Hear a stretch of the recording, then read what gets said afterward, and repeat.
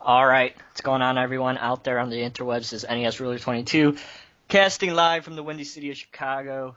I'm here with my co-hosts. Of course, we got the legendary Moodz 616 and JP, aka Double Shot J. You can follow me on YouTube at youtube.com/NESRuler22. You can follow Moodz at youtube.com/Moodz616, and you can follow JP at youtube.com/DoubleShotJ.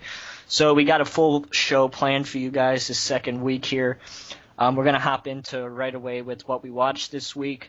And we're going to go into a deeper discussion on the 2012 Brandon Cronenberg flick, AntiViral.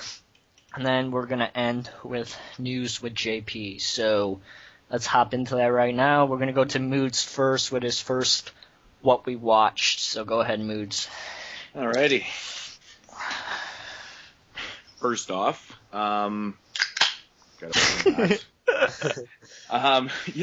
the first movie I'm going to talk about this week is one I've been looking forward to checking out for so long.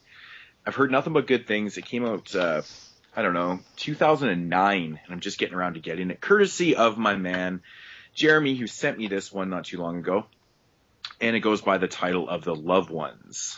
I like that one. Yeah, this is an Australian film. Is this the first time you've seen it? Yes, it is, actually. Yeah, for some reason, I'm really ashamed, but I put off buying the DVD because I kept finding the rated version, and I was like, I'm going to get the unrated version, and then I waited too long, and the fucking thing went out of print. And then I couldn't find it for a decent price, and then Jeremy sent me the Blu-ray, which is the Region 2 Blu-ray, which is awesome. Looks great.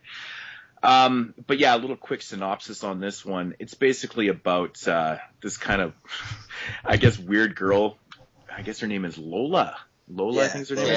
Yeah. And she's kind of a, I guess kind of an outcast at school, just different.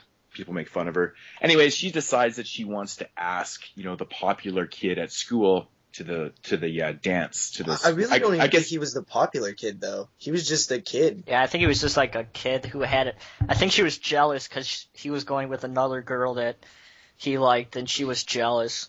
I guess so. She asks him, and he says, and that's what I kind of liked about it. She asks him, and he says, no, I'm going with somebody else. He wasn't a dick about it, or it wasn't like a situation where he's like, yeah, right. It was just like, no, I'm going with someone else. But she was devastated when that happened. Yeah, I completely agree, man. I really liked how they wrote that scene. He totally was the nice guy about it. I think that worked so well. And then she took that shit to like the deepest, darkest fucking place ever, and she's crazy. Pissed off, dude. Yeah, she's just like livid. And then of course after he denies, says no to her about the homecoming dance or whatever. They show him, he's, out doing some rock climbing and shit like that, and all of a sudden he gets basically drugged, not drugged, but what do they call that? Chloroform or something. Chloroform. Yeah, or something. Anyways, he gets knocked out, gets dragged along. And then he wakes up in this house, which is her house, and it was actually her father that did this. So her father was in on this, and then the movie kind of starts where they fucking kind of torture him to death. Not to death, but they torture him. Yeah. Because that's daddy's little girl and he's trying to protect her, but, theoretically they're just crazy. But then they pull the twist ball at the end, which, makes like don't spoil anything. I'm not going to spoil anything. I'm just saying. You know what? I will honestly admit, when I was watching this movie and that little twist shit happens there, I was like, what the fuck? Awesome. Yeah. I thought it was so great because I did not see that shit coming at all. And I love that feeling when you're watching a film. And this movie, it's not cliched or anything, but it's a very basic kind of storyline. And then to have a twist like that worked so well. Yeah. Yeah. And also a huge detail in the, her capturing him is they have their own little prom at the house. And that's what makes it more disturbing is that she went and created her own prom, and there's a point in the film where the father is standing there reading the ballot, and he's like, and the winner of the prom is Lola, and like they're so into it, and that's what I found that very disturbing. Actually, one of the most disturbing things I thought, or that I noticed in the film, was when the father gives Lola her prom dress or her homecoming dress, there's or whatever. There's definitely some undertones to that relationship. There's a lot of undertones. There's a lot of undertones in that scene because as she doesn't even hesitate to strip down her clothes and put the dress on, but the camera pans to him and the way he's looking at her, at her butt and stuff. And I was just like, oh, wow, we got some incestuous little undertones here. Yeah. So that was quite intriguing. And also she is in complete control of the father. And I think it has to do with those undertones. I think it's one of those cases, kind of like that Let the Right One In film, where that dude was like helping the vampire little girl out because he was like obsessed with her. And I think it's kind of like that with the father a bit. Did you feel that at all? Totally. Yeah. Oh yeah. 100%. But it kind of is a torture film in a way. But I thought the acting by Lola was fucking awesome, dude. She's so believable, and there's something about her that is just like bitchy and evil, but it's weird. Who would have known she was an Abraham Lincoln vampire fucking hunter, whatever the hell it's called? She did a really great job in the film. I will totally back that up. I thought she was very believable. That movie, dude. I thought The Loved Ones was great. I watched it last year during my first 31 Days of Horror, and it was actually one of my favorite films that I seen that year, in my top 5.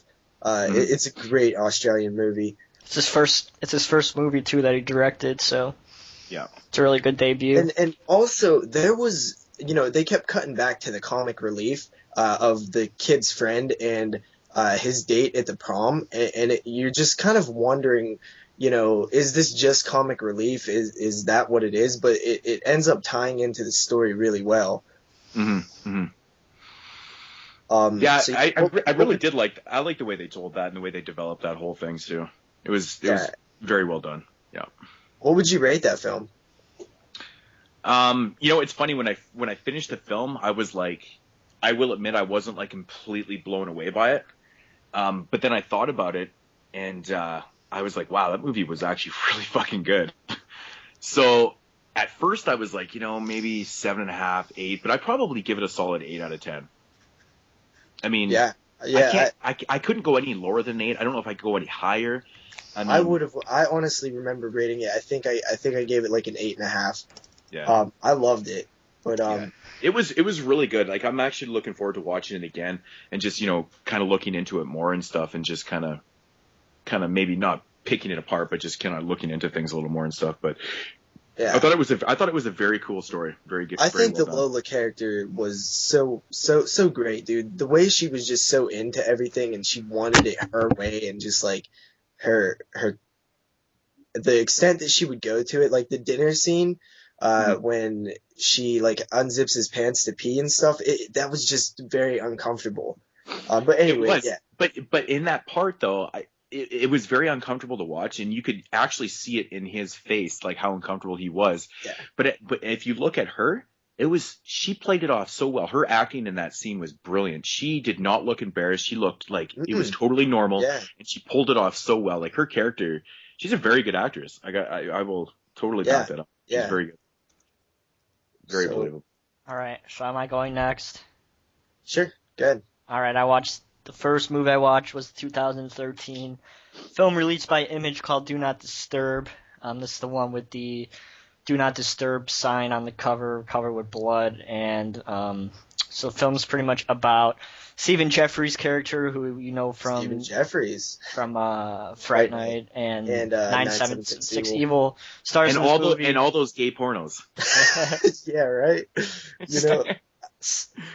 And there's nothing wrong with that. Stars in this movie. Do you know the names of those pornos, Moodz? Sure, they're in your collection. Edward Penis Hands.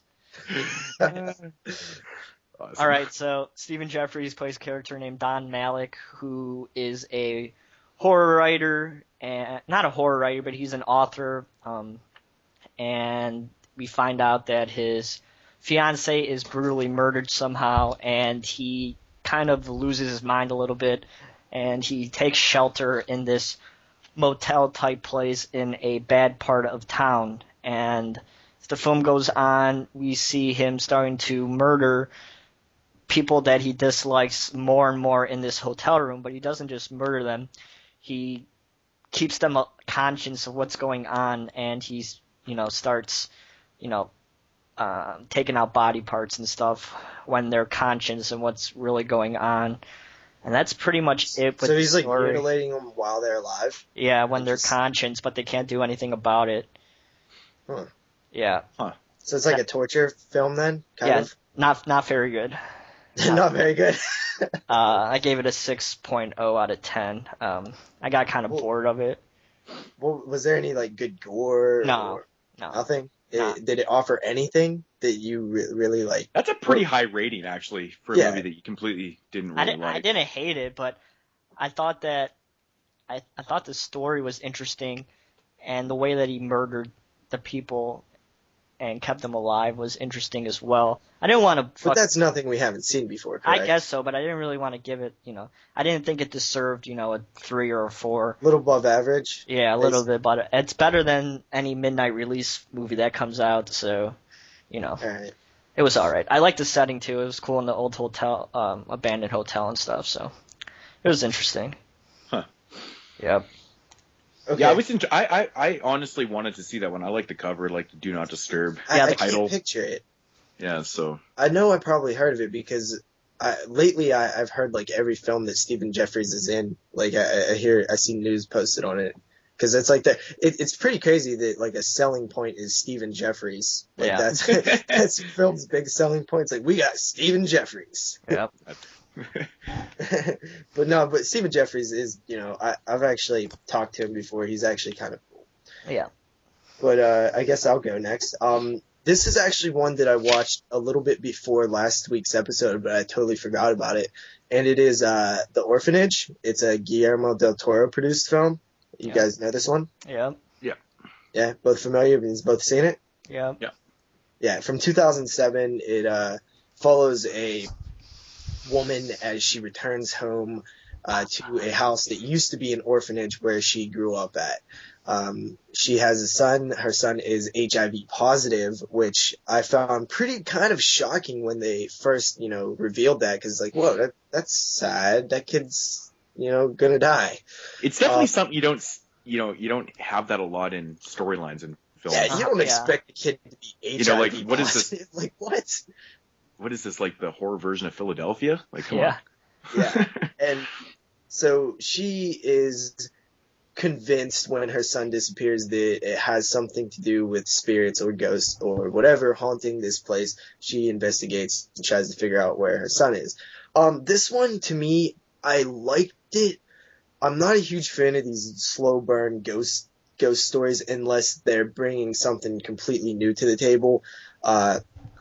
And it's nothing to do with slow burn, or nothing to do with ghost stories. I just don't like them combined sometimes, which is normally what they are. This one had moments where very, very, eerie, creepy moments, but they were very few and far between. There's like 2 or 3 like reveals that I found to be very, very effective, but in between that, it was just kind of dragging for me. And I did like it, but I wasn't blown away by it. It's not a lot like a horror film. I mean, it is a horror film in its own way, but it's not a straight up horror film. There's not a whole lot of scares or any gore or anything like that. What'd you guys think of it? It's not Del Toro's best movie, but it's definitely not his worst either.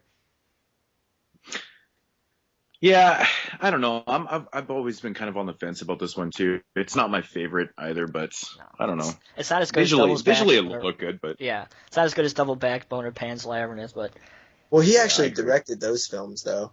Yeah, this one he actually just produced. But it's a Spanish film. I believe I gave it a 7 out of. No, I gave it a 6.5 out of 10. It was decent, but nothing. I think that the reviews were giving it a lot more credit than it actually deserved. I read a little bit about it. I think and people were saying how it's a great ghost story and stuff. You said that the 6.5 that's probably an appropriate rating for it. Yeah. It had its moments. It definitely did. There was, like the HIV reveal, and there's another reveal that I found very, very eerie. And the ending was kind of cool, but I don't know. It was alright. Go ahead, Moodz. You could throw out another one. Okay. Yeah, for the next one I watched a film that's been recently released by Code Red, and it goes by the title of The Love Butcher. This movie came out... Yeah, The Love Butcher. It's The Love Butcher. Funny. This came out in 1975, it says on here. It might have been 1976, but it doesn't matter.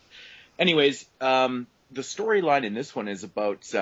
it takes place in this plush neighborhood or whatnot.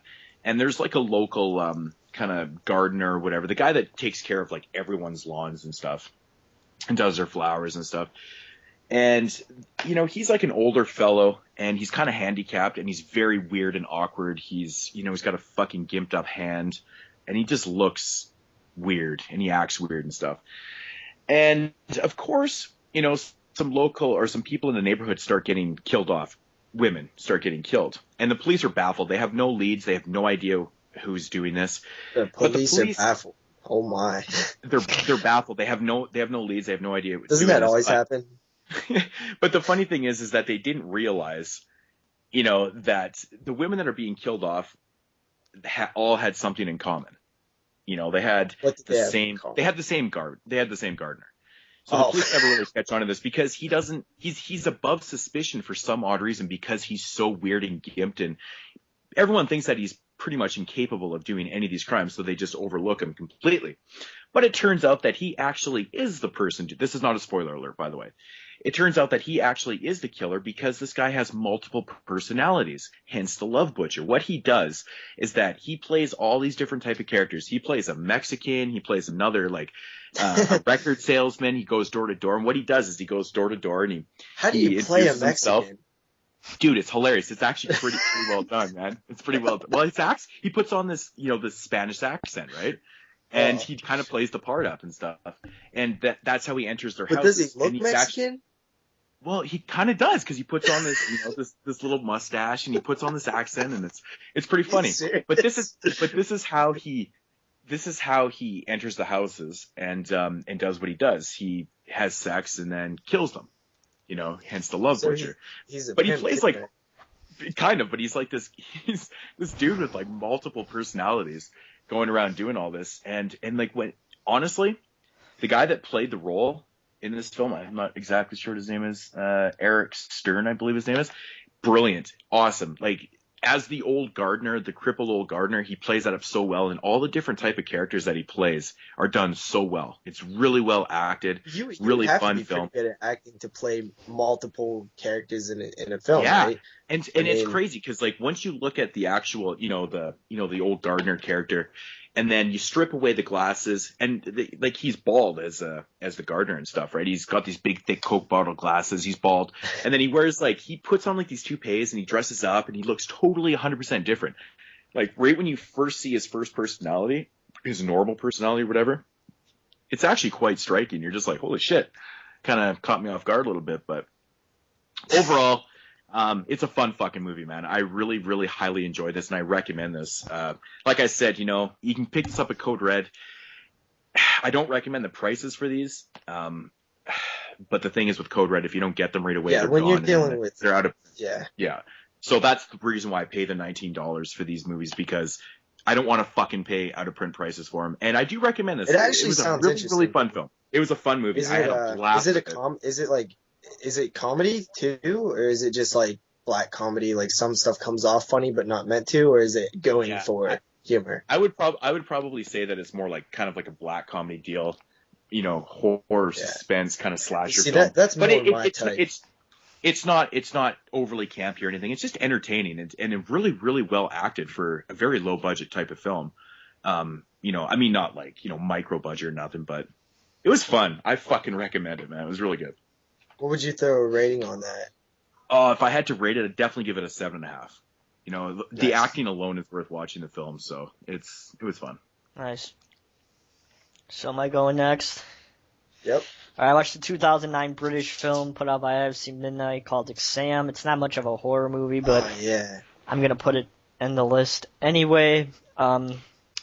People compare it to The Cube and stuff like that, but it's not as gore intensified as The Cube, but the movie pretty much takes place about 8 people or so who is all working towards this job, which we don't know what this job is, but there's only one position and it's a highly sought after job, and these 8 people go into this room, and before them is a single piece of paper, and there is nothing on this piece of paper, and they have to try to find out how to answer this question that, the main guy asked them, and it's pretty much about them, trying to solve this problem, and, there's some rules that, if you destroy the piece of paper, you get disqualified, or if you, there's a guard blocking a door, and if you interact with the guard, you get disqualified, and, all this stuff.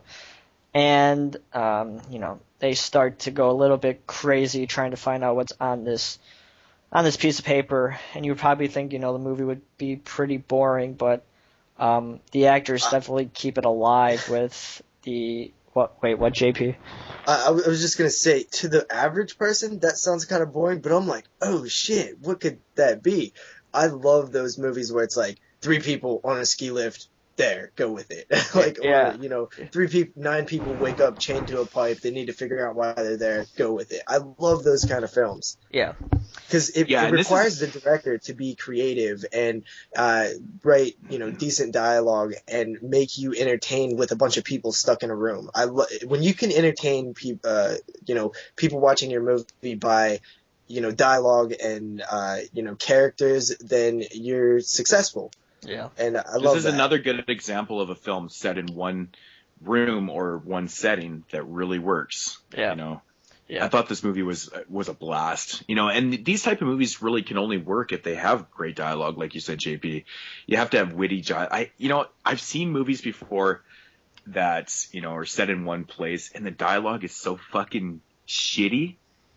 I'm just like, who wrote this, man? Like a grade 4 kid, it's like, it just doesn't sound natural sometimes. Like you need to have that really witty, interesting dialogue to keep the viewer's interest, because they're not going anywhere. It's all going to take place here. This is what you're getting. So make it interesting. So. Yeah. And the film that I go back to every time when I think of when I'm comparing it to these type of films is Frozen. Yep. You have 3 characters on a ski lift and they make it entertaining by who they are. The characters are really fleshed out. They have stories. They have, little anecdotes like the, Sarlacc pit where they're talking about, how would you want to, what's the worst way to be killed and stuff like that. They keep you, they make you forget that you're sitting there watching 3 people talk on a ski lift. Yeah. Completely agree. That movie was fucking awesome. Yeah, but anyway, I'm really good at giving an 8 out of 10 on that 8? one. Yeah. Yeah, I want to check it out for sure. That's actually been on my list for years, and it's just always been too up in price. I remember I couldn't even find it under 15 for the longest time. I haven't looked at it for a while. Hey, Moodz, what did I pay? Like $1. I want to say $1.50. Ding, ding, ding, ding. $1.50. $1.50. Dude, how can I overguess with $2?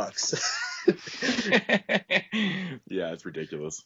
Yeah, dude. So those of you guys who don't know, Jeremy gets insane deals. He's like the master out in the wild finding them DVDs, man. Master hunter. I just got okay, so Hatchet 3, so I guess it's my turn again, and I watched an Australian film, and it's called Wolf Creek from the year 2005. You guys familiar with this? Yep, saw it in theaters with my grandma. Yeah. Yeah. Okay, so Wolf Creek, I remember this back in 2005 when this shit hit DVD. I remember chilling over a friend's house, and we used to go down to the mom and pop shop that was still existing back in 2005, rent some DVDs, and Wolf Creek was one of them. And we brought it home. I watched it, and I remember really liking it, and then I'd never seen it until now. Unfortunately, I did pick up the rated edition, and I remember the film being way more hardcore when I seen it the first time. So I'm not exactly sure what's different in the unrated and rated, but this one felt a little bit more tame. Anyway, you have a group of backpack hiker people in Australia in the outback looking for this meteor site. They are a few hours away from their vehicle checking out this site. When they return, the vehicle doesn't work, and a guy shows up and offers to help them out. He then takes them back to his area because he needs to use his tools to fix the car, and basically these people wake up tied up, and this guy's fucking torturing them mentally and physically. So that's the basic story. This one, I think, very much succeeds on the performance of the bad guy, which I don't know his name. The facial expressions and the way he'll just cock his head and stare is so uncomfortable. I don't understand why, but he makes these characters and the audience feel really uncomfortable just by the way that he'll say stuff. And you just know something bad's going on before the shit actually starts happening bad. You just feel it. There's tension it's like evil condescending right there. You know, yeah. His character is, it's just, oh man, I know exactly what you're talking about, but yeah. But he puts on a front where has charisma and is like kind of jolly, but you can sense something under that. And also, I don't normally get mad at villains or anything. I usually kind of like the villains, to be honest, in horror films, but this guy was kind of pissing me off. Like, I kind of felt for these characters who I didn't like at first. It was weird. Yeah. Yeah, that's an interesting thing right there. That doesn't happen very often in films. Surprised they never got a U.S. Blu-ray release. I haven't watched this movie in a while, but I'll be honest, I've never actually seen, I guess the not unrated version. So yeah, I don't know what's different. So studios need to just stop with the rated bullshit and just put out the unrated version. That's why the rated versions are like always like $1 somewhere, because nobody wants the fucking things. Well, the thing is, you can put out the unrated version of the film, and if you put the theatrical cut on it as well, yeah, it's not a big fucking deal. Why do they have to? Don't release them separately. Don't release the theatrical. Unless it's something like Rob Zombie's Halloween, in which the case I think I prefer the theatrical cut. Yeah. Are we really gonna talk about this? No, but I mean, it brings up a good point. It's just an example of. I do understand what you're saying though, because in Rob Zombie's uncut, the unrated version, the rape scene is totally. You don't need that. Yeah. It's not there in the theatrical, but I understand what you're saying. I wish there was like a different cut, like a my cut, because there's shit that I like in the unrated and shit that I like in the theatrical. There hasn't been one where I like there hasn't been a cut that I would prefer yet. Yeah. So what do you give it? Wolf Creek. Do you guys like agree with some of the stuff I said? Do you guys think this movie's like pretty badass? Do you think do you guys agree with what I said about the character? I haven't seen it since it was in theaters, man. So I haven't seen it in a long time either, but I don't remember disliking the characters before the the villain was introduced and stuff. But maybe I did. I can't quite remember. It wasn't so much that I disliked them. It was just that I didn't like them. I did not like them. I just didn't like them either. They were just whatever. I remember being kind of not bummed out, but maybe a little pissed off at the ending. I'm not going to say the ending, but you know what I'm talking about, just how, I think you know what I'm getting at. But I don't know. I thought it was a decent film. It's one that definitely gets a lot of mixed reviews. I've heard a lot of people say they don't like this film. Mm-hmm. Isn't there? There is a sequel coming out to this, isn't there? Yeah, that's another thing I want to mention. It's already been filmed, or it's filming right now. Okay. So yeah, I would rate Wolf Creek, honestly. I think I got to go with an 8. I don't know if the unrated version would make me go higher or lower, but I just remember it being more hardcore in the unrated version. But I give it an 8 out of 10. Yeah. All right, you're up next, Moodz. Wow. Okay. The next one I've watched this past week is a film that I've seen in the past, and actually I have a review coming up for it on Body Bags. It's part of our hospital horror themed week, and it is a film called X-Ray, also known as Hospital Massacre. Was this the one put out by Scream Factory? Yes. Yep. Okay. Which I need out to in get simply because it has an X in the title, and I don't have any X's in my collection. Wow. So X-Ray from 1983, also known as Hospital Horror, starring Barbie Benton. She was she was in Playboy a couple times and actually lived with Hugh Hefner back in the 70s. Just a little bit of useless information. Thank you. The plot of this one, actually kind of cool. Basically, she goes to this hospital to pick up her results from her routine exam that she had for this new position or this new job that she's about to get. They need the results to clear her of her clean bill of health or whatever. So anyway, she goes into this hospital to pick up her results, and of course there's somebody there that doesn't want her to leave. So what they do is they switch her results, which are obviously good. She's got a clean bill of health, with some results that are not so good. Basically, the results of this other person, whatever, they are fucking terminal. So the doctor that's, looking at these decide that, they're going to keep her around. And while she's in the hospital, certain people start getting picked off one by one. Basically, anybody that's getting in the way of, letting her out of the hospital is getting murdered off in here. Now, there is, at the beginning of the film, the backstory to it. I really don't like talking about the beginning of the movie because you don't read away who the killer is in this film because of the, the backstory that happens in the first 5 minutes of the film. So it's not really a secret or anything. As for the film itself, very fun. I mean, it's all set in a hospital. It has a great, great hospital atmosphere. The killer looks awesome. He's totally dressed like a fucking surgeon, which I think really does work because what do surgeons do anyways? They cut you open, right? So I think that really works. The kills aren't overly insane in this movie, but they really do work. It would have been nice if they had made him a little more brutal because we all know like surgeon tools are fucking vicious. Yeah, you would expect that, Yeah. You expect some good kills. Yeah, you'd expect totally to have some. I want to see some damn brain surgeries. Yeah, but overall, it's a really fun film, and I had a lot of fun with this. And what can I say? Barbie, what's her name again? Barbie Ben. You get to see her boobs in there. It's pretty cool. But the biggest thing about this movie is the atmosphere in it. It's really well done. Yeah, as soon as you said it has that hospital atmosphere, I was like, awesome, I gotta see really this, because I love that. It really feels like you're in a hospital. And like I said, she's in in her ward, and it's these people they show a whole pile of different types of areas of the hospital, and it just really feels like a really true hospital horror film. Very cool. So I don't know. I think I gave this one a solid 7.5 in my review. So nice. How's the transfer on that Scream Factory? It's really well done. I did talk about it. It's very well done. It doesn't look like a brand new movie, which I wouldn't want it to because then the transfer is a little overdone. It looks really good though. Really, really well done. It looks like a movie from '83, but there's that good grain is in the transfer. It doesn't have a lot of shit in there. It's very clean looking and pretty much what you'd expect from a Scream Factory release. It's really well done.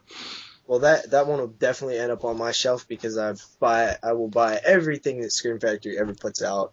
I honestly think that you would really enjoy this one. I think you'd really enjoy this movie, JP. It's cool. It's cool. And the other thing about this movie that really gets me going and really works for me is that I don't like being in hospitals as it is, and you can kind of relate. I can relate to the character because you can tell that she doesn't want to be there either. She goes there thinking that she's going to be in the hospital for 5 minutes, get her results and go, and then continue on with her new position and stuff. That's not the case. Could you imagine being in her position going, holy shit, like I feel fine, and all of a sudden I'm basically dying? This doctor's trying to tell me that I'm like dying. That's terrible. Yeah, that really is truly a horror film. So I think it works. Yeah, I think two of the places I hate being the most are hospitals and DMVs. They should make a horror film set in a DMV. They actually should. That's a good idea, man. They make enough killer car movies. Why not something that starts, in the DMV? Yeah. That's cool. All right, so I watched another IFC Midnight film. from 2012 called Crawlspace, not to get confused with the Clive Kinsinski movie that's coming out soon from Scream Factory, but There yeah. actually is another Crawlspace film from like the 70s too. Yep, Yeah, yep. Steve. Yep. I think that's the one Steve likes, right? Yeah. But anyway, Okay. another pretty shitty movie, but I guess we could talk about this story again. So this whole movie takes place underground in this science lab, I guess, that's run by the U.S. government, and shit starts to go down, and they send in the army to go handle it, of course. And we learned that the U.S. government was taking out a part of somebody's brain that would be able they would be able to mind wash anybody without them knowing.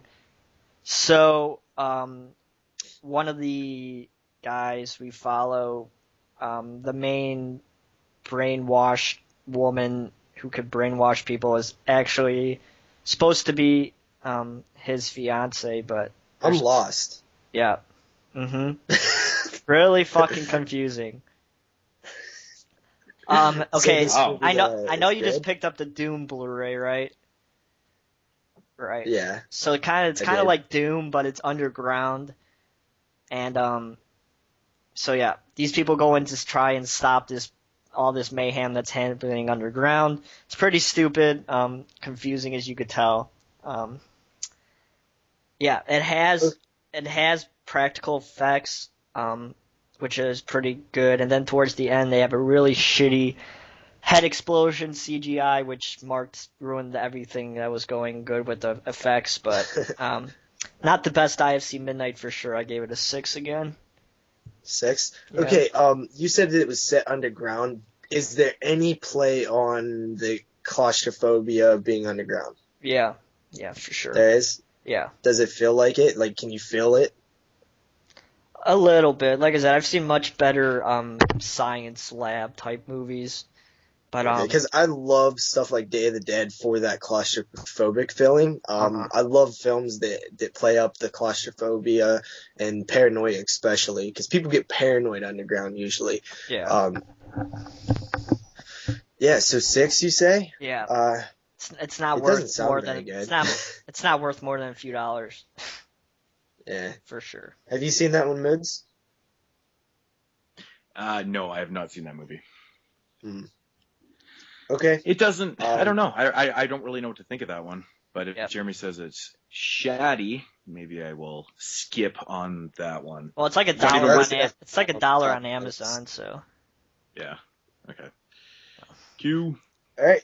I guess I'll throw out another one, and this is going right along with a common theme that Moodz just had, and that's my hospital horror film. It's Anatomy from the year 2000. This one actually was sent to me by Moodz.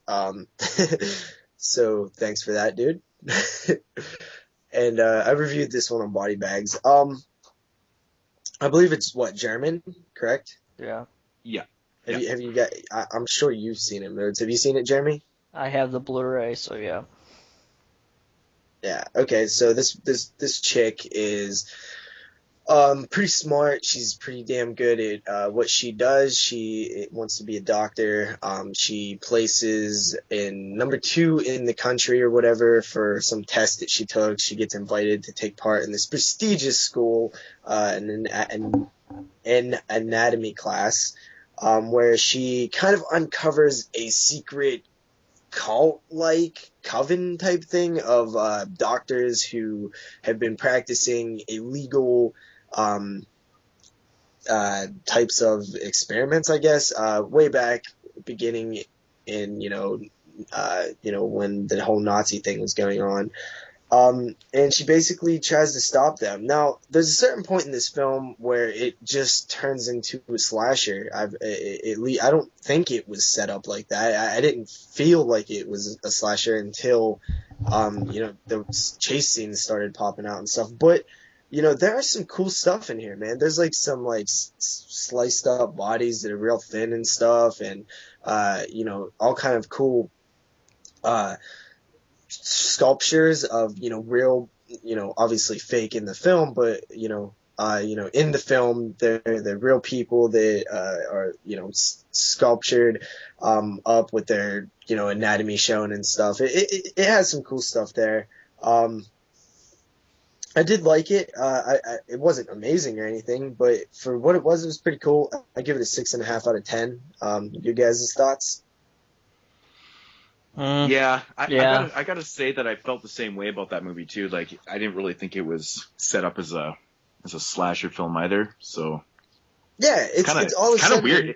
Yeah, I know. I know it's just exactly like what there's you a mean. chase scene. I'm like, what the hell is this? Like, this is our villain? This dude sucks. This guy sucks bad. This is our slasher killer. Come on. Like, I like the funny that idea you- of the whole coven of these like Nazi people who were like practicing illegal shit. Yeah, it's funny that you bring that up because I thought the exact same thing when I first watched that movie. I was like, that's interesting that this movie kind of went that way. But Yeah. I mean, too. It kind of just became its own type of film in a way. Like, it's just, I don't know really what to say about Actually, it.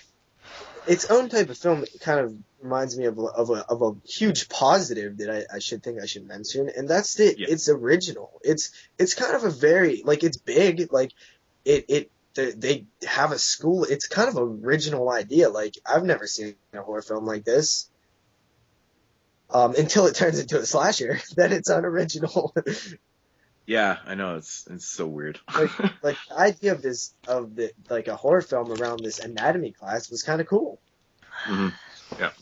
Cool. Yeah, that one definitely went to a place where I wasn't expecting either. But overall, I still kind of enjoyed it, and I think your rating is actually very appropriate for it. It's pretty much what I would give it. Yeah. So. What do you remember this one, Jeremy? I haven't seen it in a long time, but I would give it a 6.5 too. It's nothing mind blowing. Now this actually has a sequel, from what I understand. Have you guys seen that one? It's on the Blu-ray set. I haven't seen it though. Is that from the same company who did like Happy Birthday to Me? Yeah. And It's Stranger Mill Creek. Oh, that's who did it. Yeah. All right, I might actually grab that. It's like $5 at Walmart. Yeah. I haven't seen the sequel, but yeah, Anatomy from the year 2000. Yep. It's worth a watch. Right on. So I guess I'm up next here. So I'm going to talk about the newly released Code Red Blu-ray of Just Before Dawn, of course, from 1981. I have not recently, I don't know when I did this. I think it was early on in the year in my 81 series this one came up. I can't quite remember. But this edition of Just Before Dawn has, the uncut version and the extended cut. The extended cut of the film is 11 minutes longer. I watched the extended cut the other night. And wait, it has the uncut and the extended cut? Is that what you said? Well, apparently the what does that Shriek even show. mean? Well, apparently the movie wasn't even released as an uncut version. Shriek Show's edition, I found out after, apparently is cut by like 30 seconds or something like that, or 45 seconds or something like that. So the uncut version apparently has that extra footage in here. I think it's like a couple, I don't even really know exactly what it is, to be honest. I'm not going to lie. So anyways, it says it's the uncut version, and the extended cut has definitely extended scenes in it. I don't really think it brings a whole lot more to the film or anything, but it's still pretty cool to see. The transfer on the Just Before Dawn Blu-ray is fucking very well done. If these are still available, I would recommend for anybody that is a big fan of these. It's out of stock again. Yeah. That's funny because I was actually just on the website the other day, or after you said it was out of stock, and it was back in stock. So I don't know what's up with that. Sold but out. Anyways, yeah. Code Red website, you got to check every day. It literally changes every single day. But for the people out there who've never seen this movie, it's basically about five friends. They go out to the woods. The main character, which is played by George Kennedy, he's heading up to he inherited some type of land or whatnot, so they're going up into the bush and they're doing some camping and stuff. And of course they start getting picked off by the killer. If you've never seen this movie, I don't want to give anything away. So, yeah, this is one of those movies that right away you just don't want to say anything about the plot because you give it away and shit like that. But it's a very typical storyline. But this movie, the thing that separates this film is that it's shot so beautifully. The cinematography in this movie is awesome. I think it's very well acted. The kills are pretty decent for what it is. It's a very, very fun film. It's always been one of my more favorite ones because I don't really know why. There's so many elements to this film that just kind of work for me. But I don't know. As for the extended cut of the film, like I said, it's just basically the extended scenes. I didn't really notice a whole lot of difference, but I don't know. Just Before Dawn you guys have seen this film before, right? Nope, I haven't actually. JP? JP. Lost him, apparently. Must be taking a piss or something. Okay. But yeah, anyways, Just Before Dawn.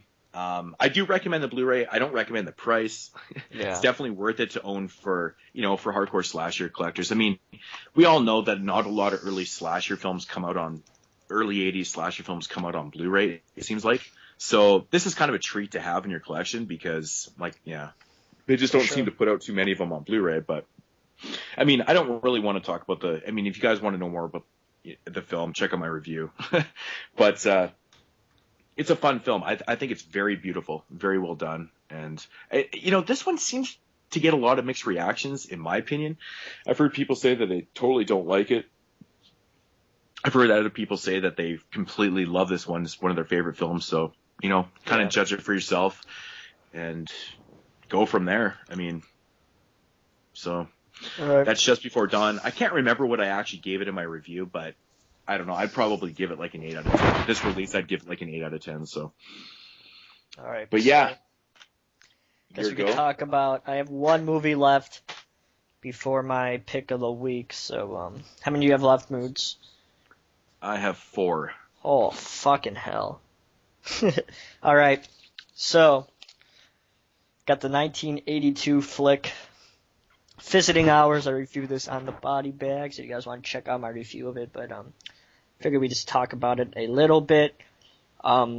So, film is pretty much about a newscast woman who is reporting this story about a so-called murder that is happening at the time, and it's a big, huge conflict in the news station, and when she goes home, somebody breaks into her house and tries to kill her, but they don't succeed, and she ends up in this awesome hospital, which is, totally 80s and, cheesy as all hell. So, the killer finds out that she is actually not dead and comes back to try and finish the job, and that's pretty much the rest of the movie. What do you say, Moodz? Well, what would you rate this film? I gave it a 7.5. 7.5. It's pretty good. Yeah. Not too bad. JP, have you seen this one? What was it? I actually had to step away for a second. Visiting Hours. No, I haven't actually seen that one. Okay, you've never seen Visiting Hours. I do agree. I think the movie is definitely a little too long. It's an hour and 45 minutes long. It drags. I definitely agree. I remember the first time I watched this movie, I thought to myself the same thing. And I'm a big fan of, movies. I mean, if the movie's... It can be an hour and 45 minutes, but a lot of type of movies like this where they can be cut down. This movie could have been a lot fucking shorter. At least 20, 25 minutes shorter for sure. I think it's a good movie. It would have been a lot better if it was shorter. I don't know. I've always enjoyed it. It's okay. It's definitely not the worst hospital movie, that's for sure. But it's all right. It's definitely one everyone should have. I need to watch it again. It's been a while since I've actually checked out. Now, what did you rate that one? 7.5. Solid. All right. Is it my turn again? That's my last one until my pick. So, you guys go ahead. Okay. I'll be right back. Go ahead.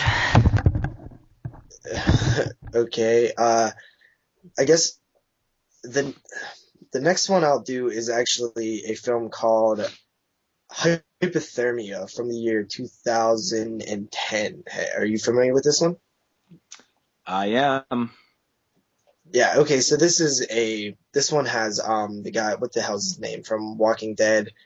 You know who I'm talking about?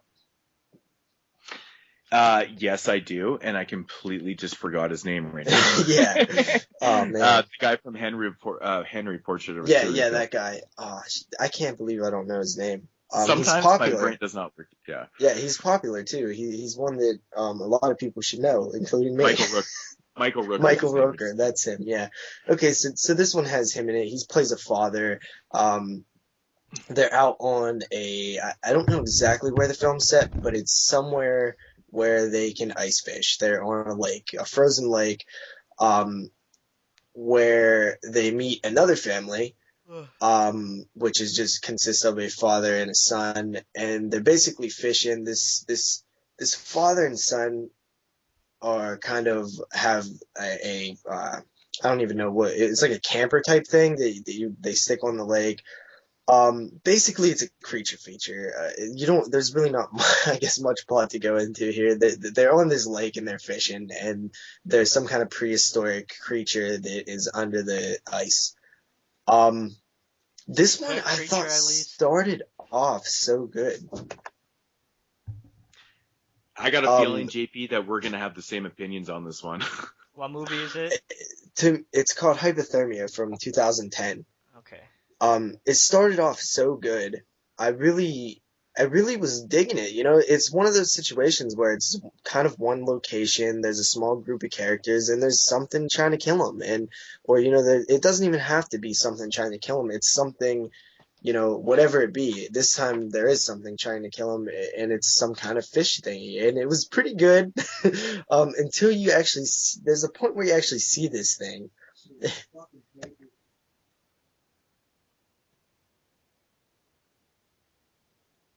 Hello? What happened there? I don't know. JP, are you still there? JP. Yeah. Sorry about that. You guys are supposed to carry the conversation when I cut out. Jeez. Well, I don't know. Oh, okay. Oh. I've seen this cover before. I just never. Okay, so anyway, you see this thing, and it's literally a guy in a suit. It's funny. But totally, man. Totally. It's not played for jokes at all. When I fucking first saw that, and that's exactly what my problem was. It wasn't supposed to be a joke. It's literally like a dude in a rubber suit running around. I'm like, what is this? It's 72 minutes, right? I'm like, what? Yeah. I'm like, what the fuck? What is this, 1950 fucking one right now? It was ridiculous, but it didn't seem like it. I totally agree. Like, the beginning of the film started out so great, and then you see the whatever you want to call it. That shit just fucking blew me away, man. But yeah, thank the Lord it was only 70. Yeah, but the problem doesn't even end with that, though. I mean, honestly, if the film would have been good after that and before that, and the whole way through, and that was just your problem, it looked like a guy in a suit, I can accept it and I could get past that. But it really like, they over vilified or villainified. They made I don't know what the word is, but they made the father of the other group, the father and son, they made him way too much of a dick. Like, it was ridiculous. Like, this dude's like son is like half dead, and he's like, no, he doesn't need to go to the hospital. He's tough, and he, his arm's just cut off practically. He doesn't need to go. I know. I just thought that was ridiculous. It was just like, it had potential though. I really thought it had potential, and it just like. And another thing, when we speak about the director and the writer has to be creative when you're dealing with these scenes where it's kind of just dialogue and it's kind of just people sitting around waiting, this is a perfect example of how not to do it, because they don't keep you they don't have any interesting things that they're talking about or anything. It's just going through the motions of them saying what's happening. Yeah, for sure. Mm-hmm. So yeah, I gave this film. Perfect. Go ahead. It's a perfect example of a film that is really good in the first half and just fails miserably in the second half. Yeah, perfect. Yeah, it really is. It was kind of sad because I actually heard bad things about it, and when I started watching it, I was like, I kind of like this. You know, I'm it's not too bad. I'm positive that we talked about this before because I picked up this movie a long time ago and I said the same thing. I was like, man, this movie started out so good and just the end was just pure balls. Yeah, It was terrible. it has a good cover. It's actually does. one It of has those classic moments, man, where like in the 90s and 80s, how the box art would be fucking awesome, and the Well, film would suck. that's what those fuckers did to me. They sold me so well on that shit, It man. did, yeah. It has reversible cover art. You know, the one cover is Yeah, I pretty know. basic, and then the reverse is so awesome, man. Yeah. And that's I only paid like $4 for that movie anyways, so I was pretty happy with I've seen the it for price. $1.50. I just never bought it because I thought it looked so bad. Yeah, Yeah, okay. it So could have been better. I gave this film a 5.5 out of 10. I think it's very, very average, but I think certain moments make it slightly above average. So 5.5 out of 10. Go ahead with your next one, Moods. Okay, so the next movie that I am going to talk about here is from 2013, and it is called The Purge. Oh man. Okay, stay super spoiler free on this one because it's kind of new. Yeah. Yeah, I mean, I'm not gonna, it's starring Ethan Hawke, and basically the premise of this film, it's set in the future. I think about 10 years from now, kind of thing, or whatever. It doesn't really matter. It's set in the future. And in the future, the government is set this law up where one day a year for 12 hours, people are allowed to commit crimes. Oh, it's such a cool plot, man. And Now, does that hook you right away when you hear that absolutely. Yeah, it does. Yeah, it does. I agree. So I like that basically- concept. It's great. So basically what it is, it's one day a year, starting at 7 o'clock at night till 7 in the morning. You have 12 hours to commit anything you want. And it's called purging. It's That because sounds scary as the fuck. crime rate has gone down so much, and they allow people to do this to get their aggressions out and stuff for one day a year. And this is the reason why crime has gone down so much. I mean, even the title is creative. Like, it makes sense. It's it's a purge. That's what it is. That's cool. Yeah. I like it. And that's the plot. That's basically the story of the film. Now, the film centers around Ethan Hawke. He plays a father, and he's got a family and stuff, and he sells security systems in this very kind of high class neighborhood and stuff like that. He lives in a neighborhood where crime really does not happen, but he has this crazy security system because they're kind of out there, a little more wealthy, I guess, because he's doing well now, and why not have it, right? And the Purge starts. See, this is one of those movies that you can't really say a whole lot about. I don't know. I don't really want to go any further than that. I mean, I don't know. What would you say? But what would you say about further than that? This is actually one of the movies that I was thinking about doing as our main one, but since you already watched it, it's fine. I will say this. I will say this one. So their son actually sees. They're kind of a conservative family, really. They support the Purge, but they're not really trying to, participate in the Purge, basically is what the family's about, right? Yeah. So, dude, I wouldn't want to participate in that shit either. I think I would die too fast or something. It sounds so dangerous. So the son sees this guy, getting he's running up the street, he's all bloodied up and stuff like that, and he lets this dude in the house. Yeah, which is in the trailer. That's in the trailer. Okay, so I don't think I've ever seen the trailer. But anyways, he lets this dude in the house and shit like that. And of course, the people that are chasing this guy show up at their pissed house. off that they let him in the house, huh? Yeah, and now they're like, okay, you better fucking let this guy out right now, or else we're gonna fucking break into your house and we're gonna kill you and your whole family. Such a letdown. Such a letdown. It goes fucking pretty crazy. It goes pretty haywire from there. My personal thoughts on the film, I absolutely hated the ending to this movie. Such a fucking letdown, that whole fucking movie. I was sitting there when the first trailer came out going, that movie looks fucking awesome. And I got there, just fucking watched it, and I was so disappointed. Such a missed opportunity. I think I do agree that it's a missed opportunity because there was so much potential to have this one go fucking apeshit crazy. Awesome. Yep. Yeah, the concept. There is moments. I will say. Ideas. I will say there is moments in this film that are pretty fucking awesome. But the last, like, probably 20 minutes of the film, I was so fucking mad. I think the minute they broke into the house, the movie was ruined. No, I wouldn't quite say right at that point. I think it was more about, like, I don't know. It's the last 15 minutes was just, I was like, you've got to be fucking kidding me. Really?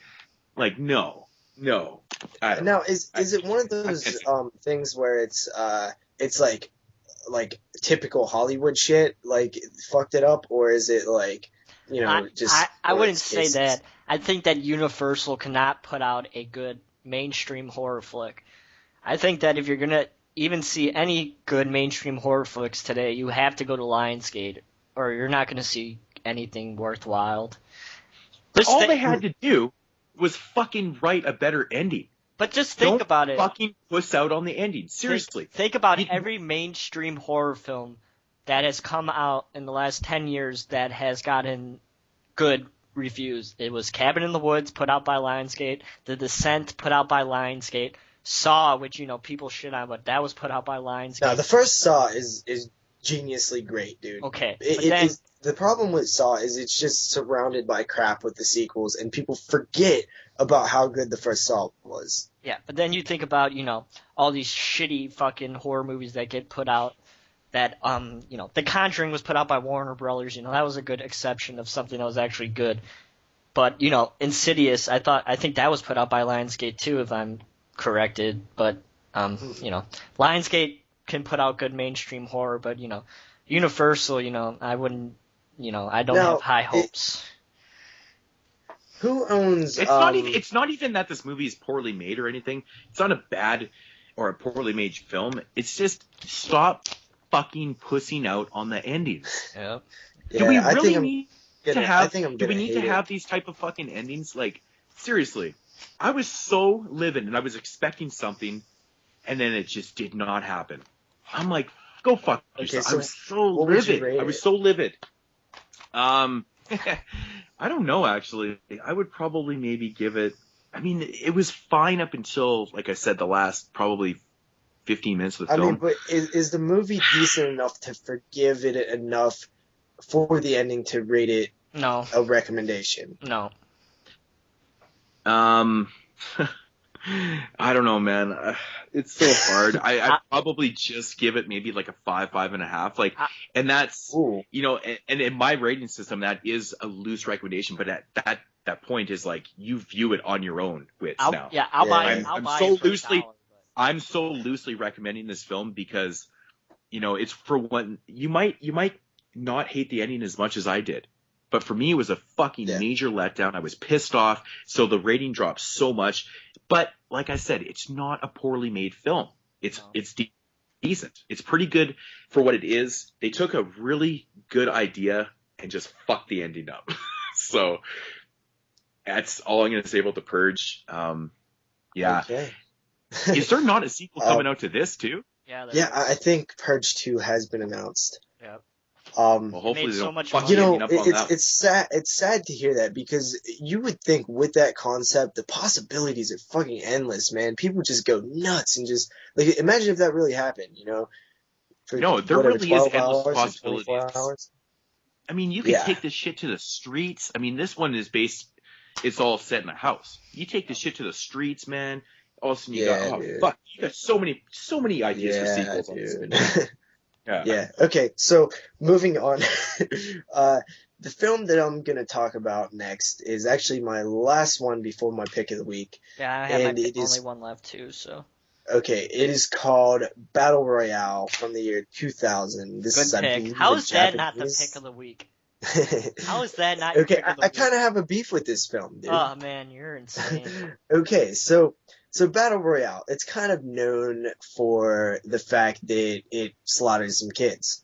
Which is cool because too many films are afraid to touch the kids, man. I don't get it. I never understood it. I don't think it's that bad when a kid dies.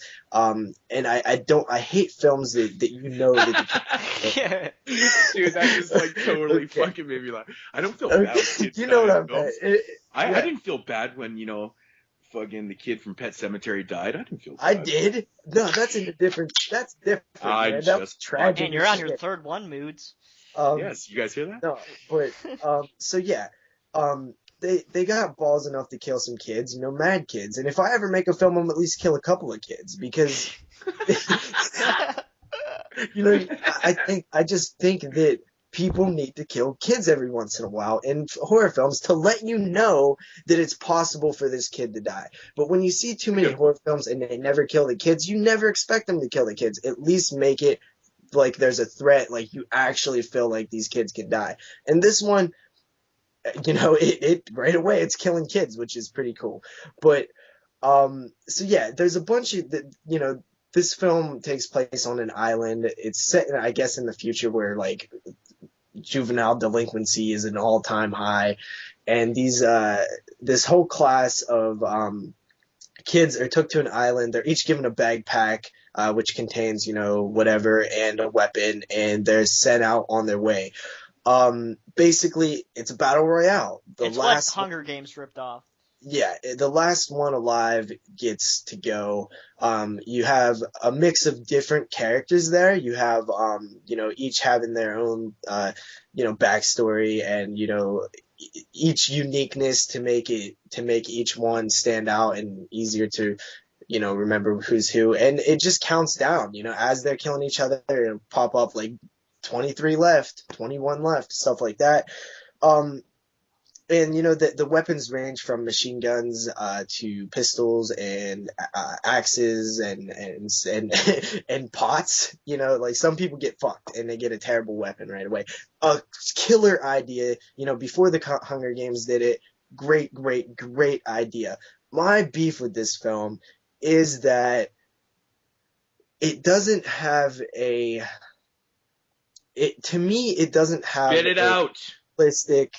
We've been talking for an hour and a half, so okay, but an hour and 20 minutes. It doesn't have a realistic representation of the will to survive and human nature. I think that if it went straight up and tried to play on the savagery and brutality of people and the nature of people when their back's against the wall, I think that this film would have been way better. I think that I don't know if it's a cultural thing, but it seemed like there was so many love stories that I was just like, come on, man. Like when I was in high school, I would 2 seconds and I'll kill anybody if my life is like on the line in this situation. And I just feel like they're teaming up. It's the same problem I had with the Hunger Games. They're teaming up and they're not really like, dude, your life is on the line. What are you doing? You know what I mean? At the same time, they fucking kill a lot of kids and it's fun, so it's awesome.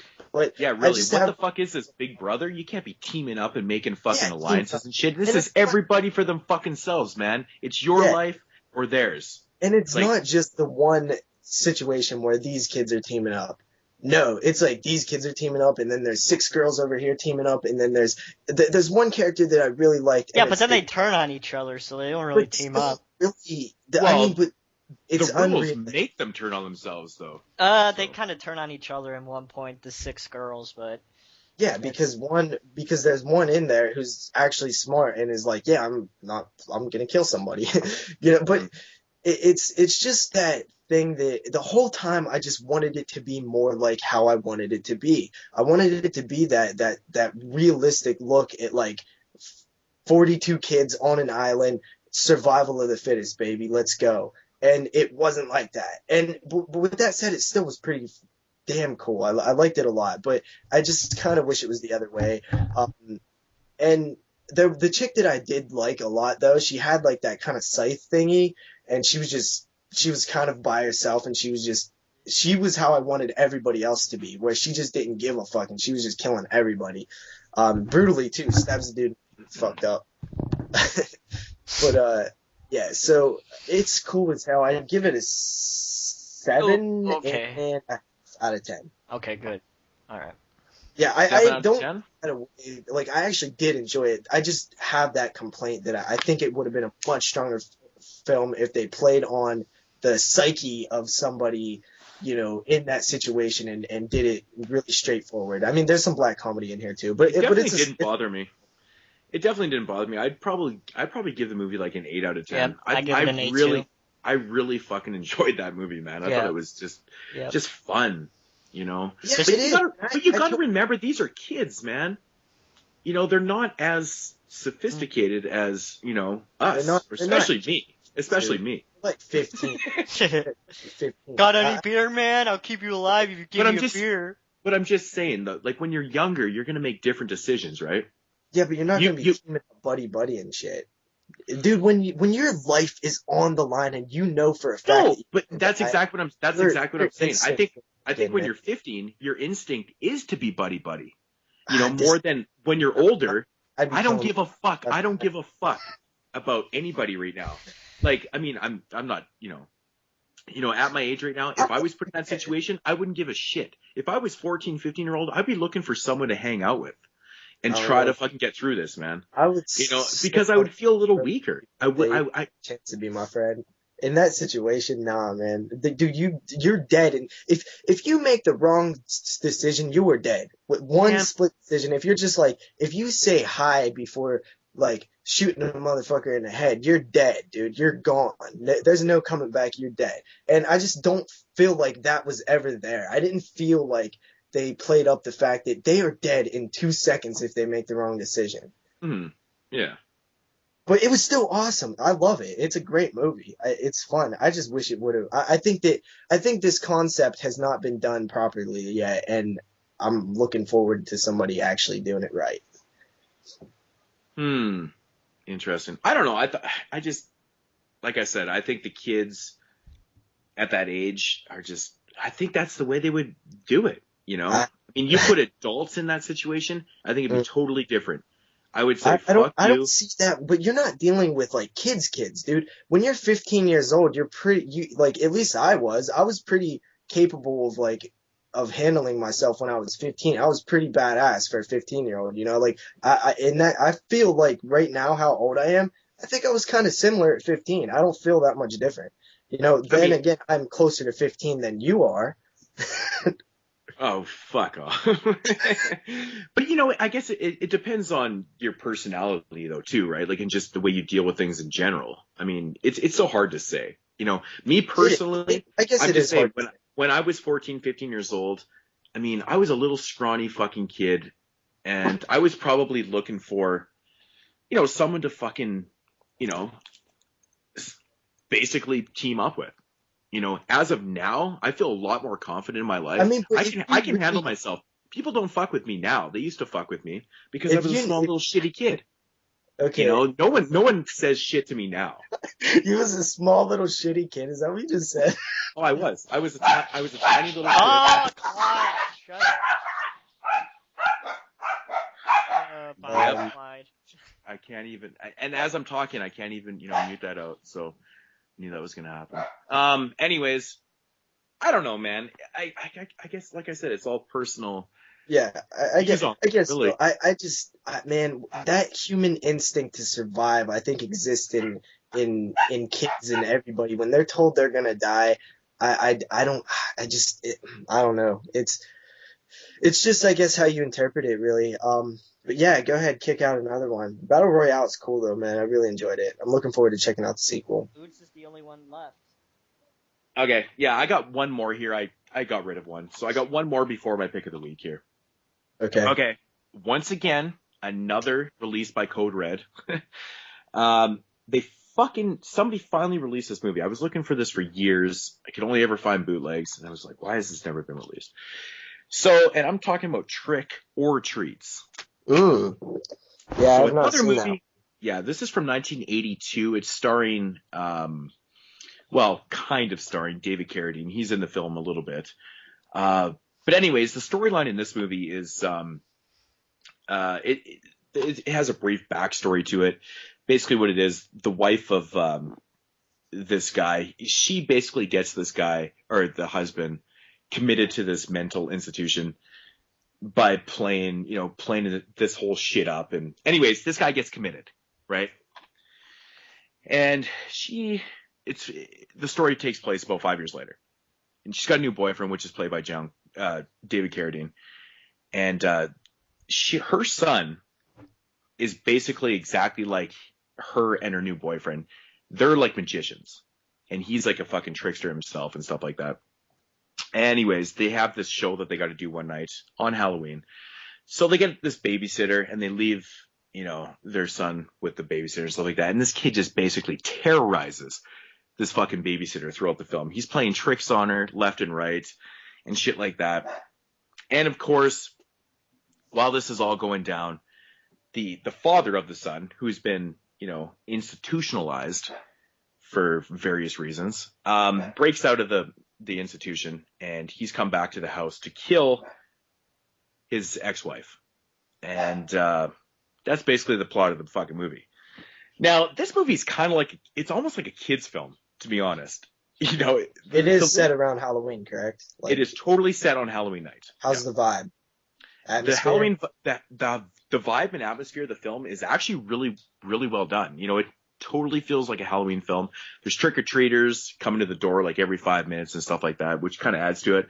And the way they did it, though, every time there's a trick-or-treat at the house, the kid's like almost setting up for a new prank, and then he gets the fucking babysitter again. Of course, it's not 100% realistic because, after the first like 61 pranks that he pulled on her, you think that she'd fucking learn that, when he's cutting meats and stuff, he probably didn't cut off his thumb. Shit like that. But anyways, it's still a fun watch. The little kid he's this like little short, little chunky kid, and he plays it up pretty well. He's pretty funny in the film. And the only problem with this film is that there is not a lot of kills. I think there's only like 2 kills in the entire film.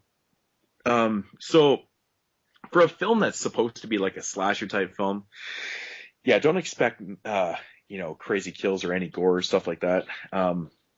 It kind of feels more like almost like a kid's film, but it doesn't though. It definitely doesn't have that tone for a kid's film, but it's fun though. I honestly really kind of enjoyed it though. I had fun with it. Well, when you say it kind of felt like a kid's film, to me, I think Trick or Treat feels like a kid's film, and it's definitely not a kid's film, but it has that. I don't know. It has that vibe to me. I don't know. Well, that movie is way more on the R level than this one.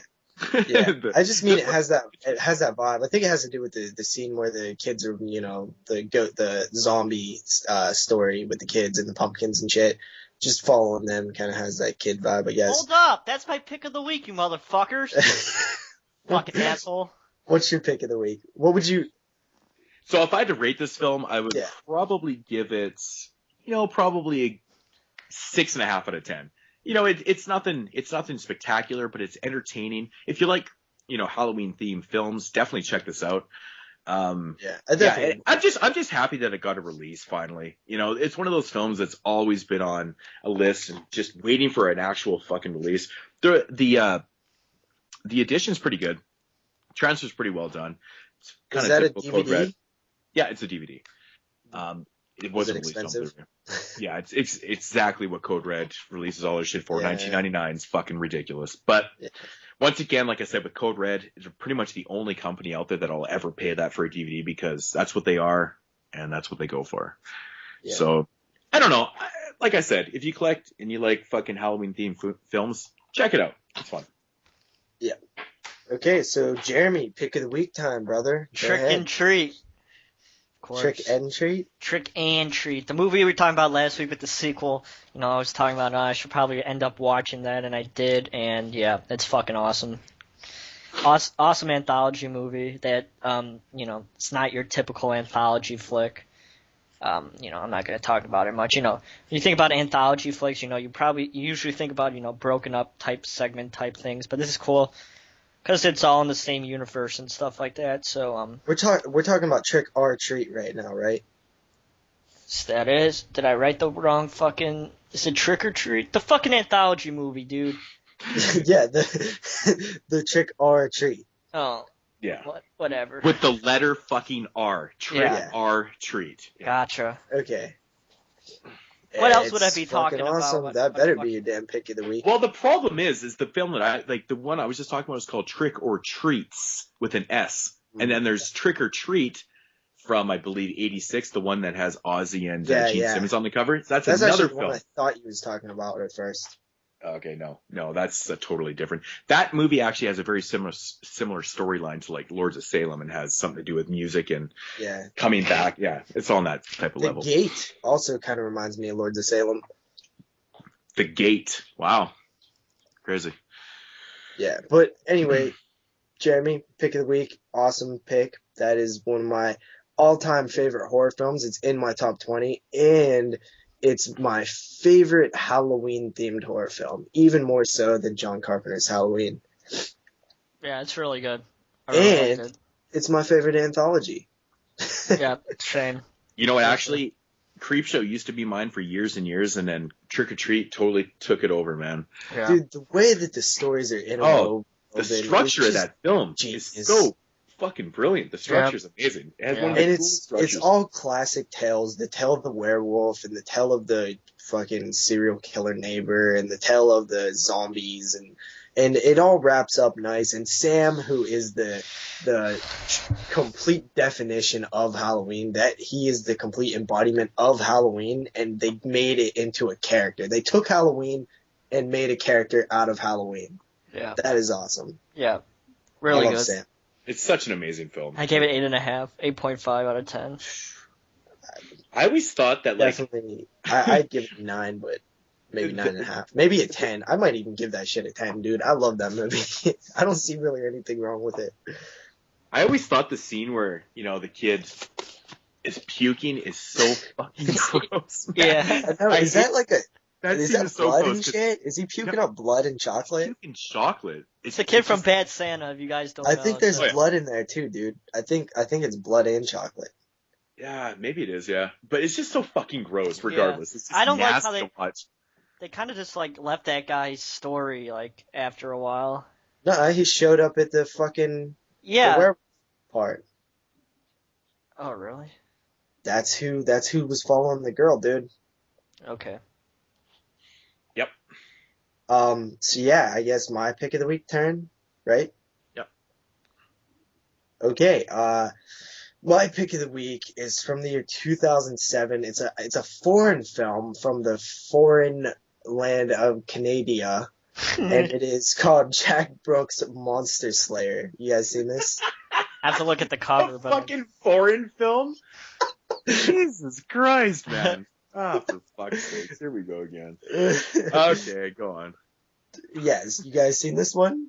No, but I know the cover. I have. It's so goofy. It's so fucking... Are you serious? You guys didn't love this thing? It's so goofy. No, I thought it was fun. It's fun. I loved it. It was so fun. Dude, I was laughing the whole entire time. Robert Englund is fucking hilarious in it. I'm quite surprised that you like this movie as much this as dude, because it doesn't seem like the type of film that you would love.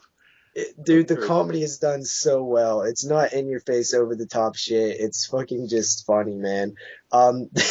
So there's this dude who's just pissed off. He's a pissed off person, man, and he's pretty much pissed off because in his memory, in his childhood, he was seeing his mother and father killed by some black ass monster that jumped out of the woods and just slaughtered them. And he's, now an adult. He's a plumber and he's pissed off. He goes to school. His teacher asks him to come fix his plumbing. His teacher's played by Robert Englund, who does a fantastic, funny job. As he gets up there, he fucks up something with the plumbing. It uncovers some kind of monster thing, which kind of possesses Robert Englund in the way of Robert Englund eats its heart. Kind of very Jason Goes to Hell ish in the way that happens. And there's monsters. This plumber guy is fighting monsters. That's basically the story. But it's a comedy. It's a horror comedy. And there's this fucking dude in there, man. He's so funny. He's like this douchebaggy type guy, and he's just like, man, you need to just calm down, dude. You're not okay. You're making her not okay, which is making me a little not okay. Okay? And then he just fucking socks him in the throat, yo. It's so funny because it comes from the performance of this guy who plays Jack, where you just see him getting madder and madder and madder as things happen to him, and he's just pissed off all the time. And I think that his level of madness comes through like very good. And there's creatures, there's monsters in rubber suits, like, you know, not like hypothermia, like it's practical effect monsters that are like, you know, foam and latex and stuff, but they look good, and it's all practical effects. There's not any CGI in it, and the comedy works so well with the horror. It's just fun, man. It's a fun movie. It's a total surprise because I normally hate shit like this. Yeah, that's why I was super surprised to hear you say that you actually really enjoyed this film, and just fucking blew my mind. It, dude. I didn't just enjoy. I like loved it. I thought it was so awesome. That's I don't know what it was. So funny. I don't know if it was because it was foreign or what. Foreign. Totally awesome. It is the Canadian, right? It's funny. I haven't watched in a while. I need to revisit the film because do it. And like, yeah, there's definitely things I don't remember. Like, it's funny that he gets so mad. To me, I don't know, this, I guess, stems to my real life. When people are mad, I find it hilarious. So that probably helps a bit. So yeah, that's my pick of the week. I give it an 8.5 out of 10, dude. That's how much I liked it. Wow. Crazy. That's, interesting. Actually, no, I had 8.5. I was looking at the wrong one. I gave it an 8. My bad. Yeah, 8. Okay, Moodz, your turn. All right, so my pick of the week is going to go to a film that came out, I believe, in 2000 and... Oh, sorry for not having any notes ready to go here. 2011. And I just recently got this limited edition Orphan Killer. Steelbook in, and yes, it is going to be the Orphan Killer. Yeah, I had heard so many. This movie is better than fucking The Loved Ones. Yeah, I don't know.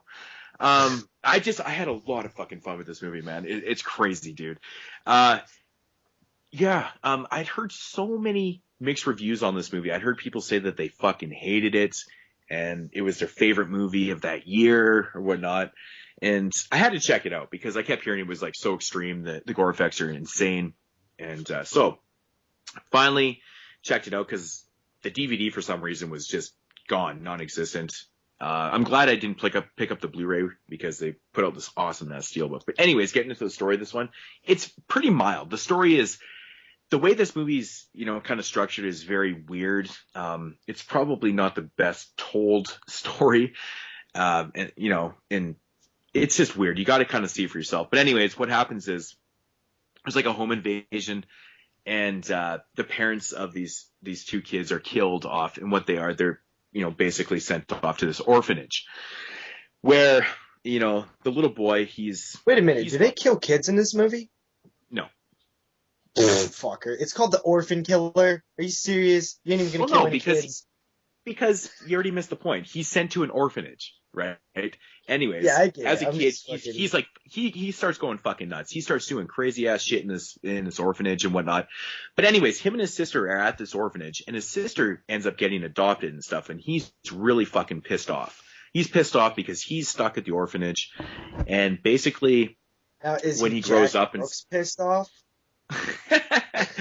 So basically, he uses that anger and aggression towards his sister later on in life. So now he's coming for her because he's pissed off that she got the better life and stuff like that. And this whole movie is just kind of random. Like, he's out there just fucking hacking the shit out of people. It's got this crazy ass metal soundtrack. And I will say the fucking gore effects in this movie are nuts. Really, really well done. For a low budget film, the gore effects are fantastic. You know, really, really bloody and gory. Awesome. I mean, this is exactly what I was looking for. I wasn't expecting, you know, crazy storytelling and shit like that. This movie fucking I had a lot of fun, dude. A lot of fun with this one.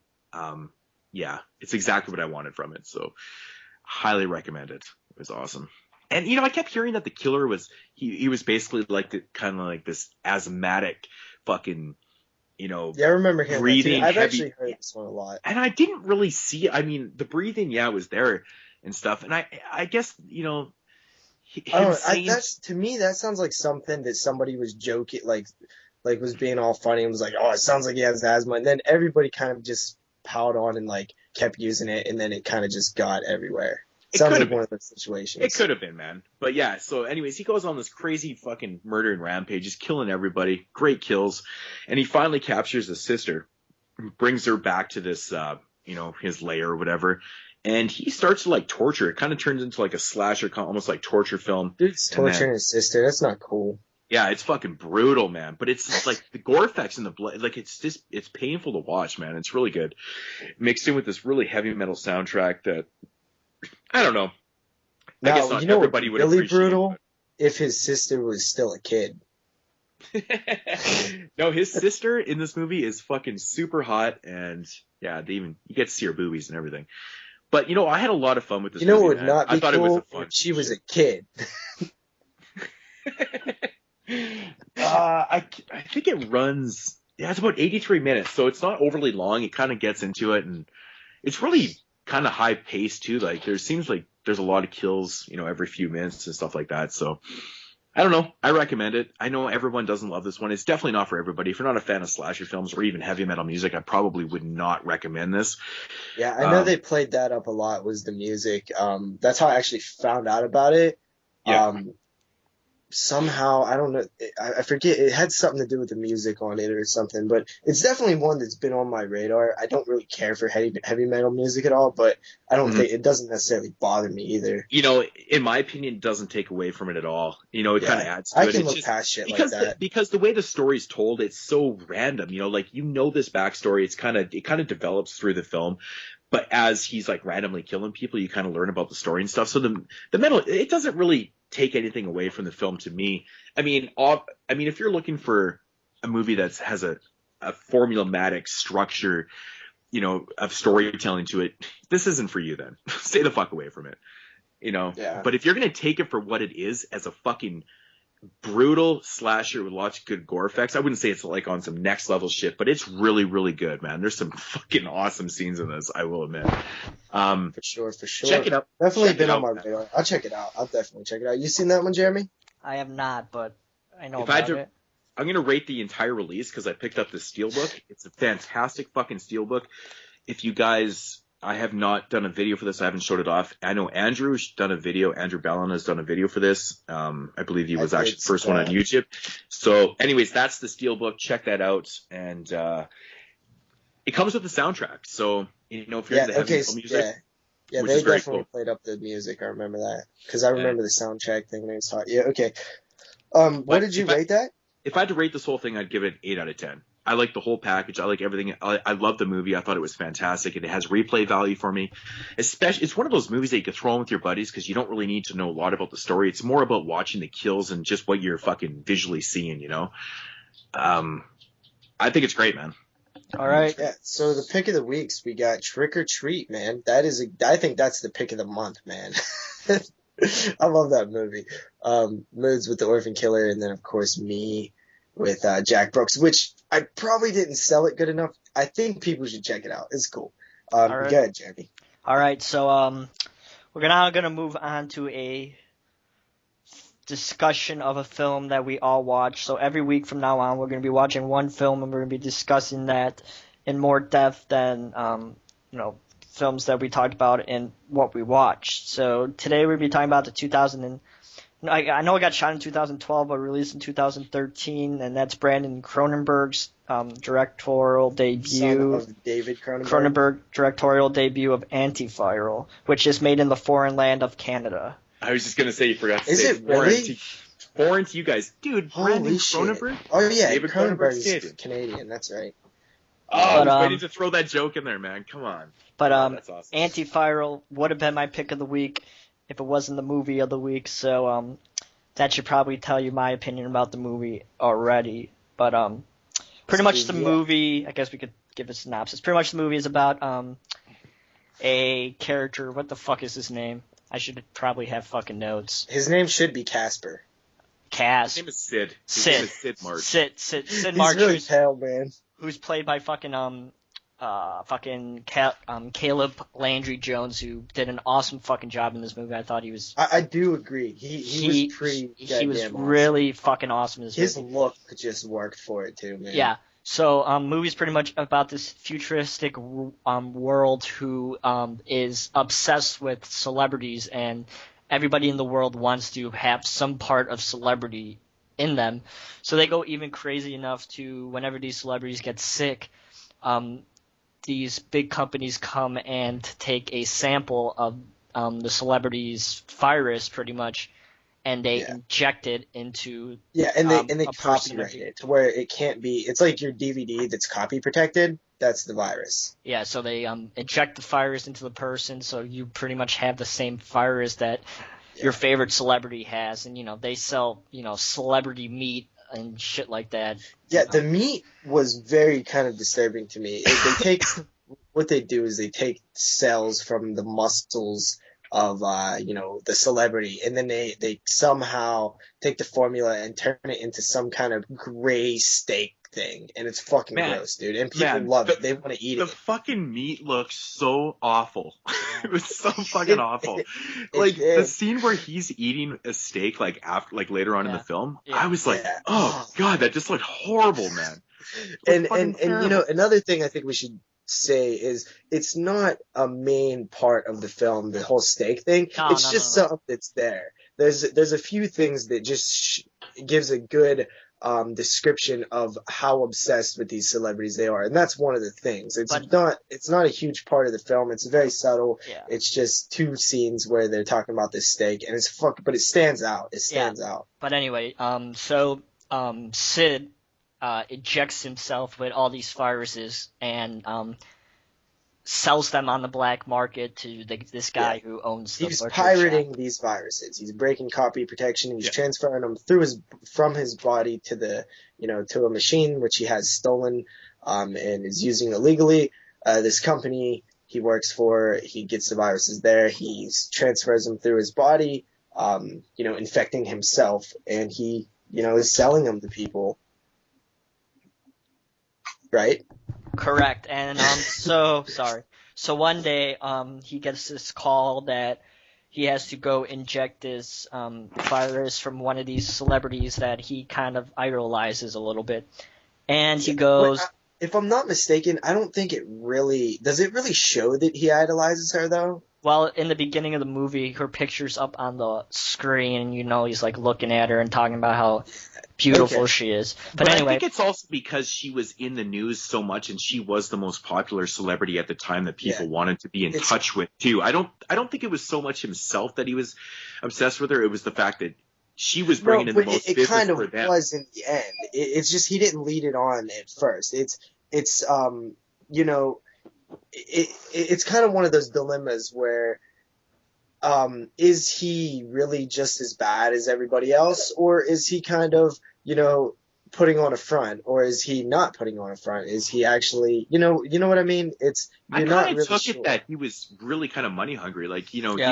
He was willing to totally risk his life every single time, injecting himself with these viruses and selling them off because he just, he was about the fucking money, man. Well, that's one of my complaints about this movie, though, is I never got they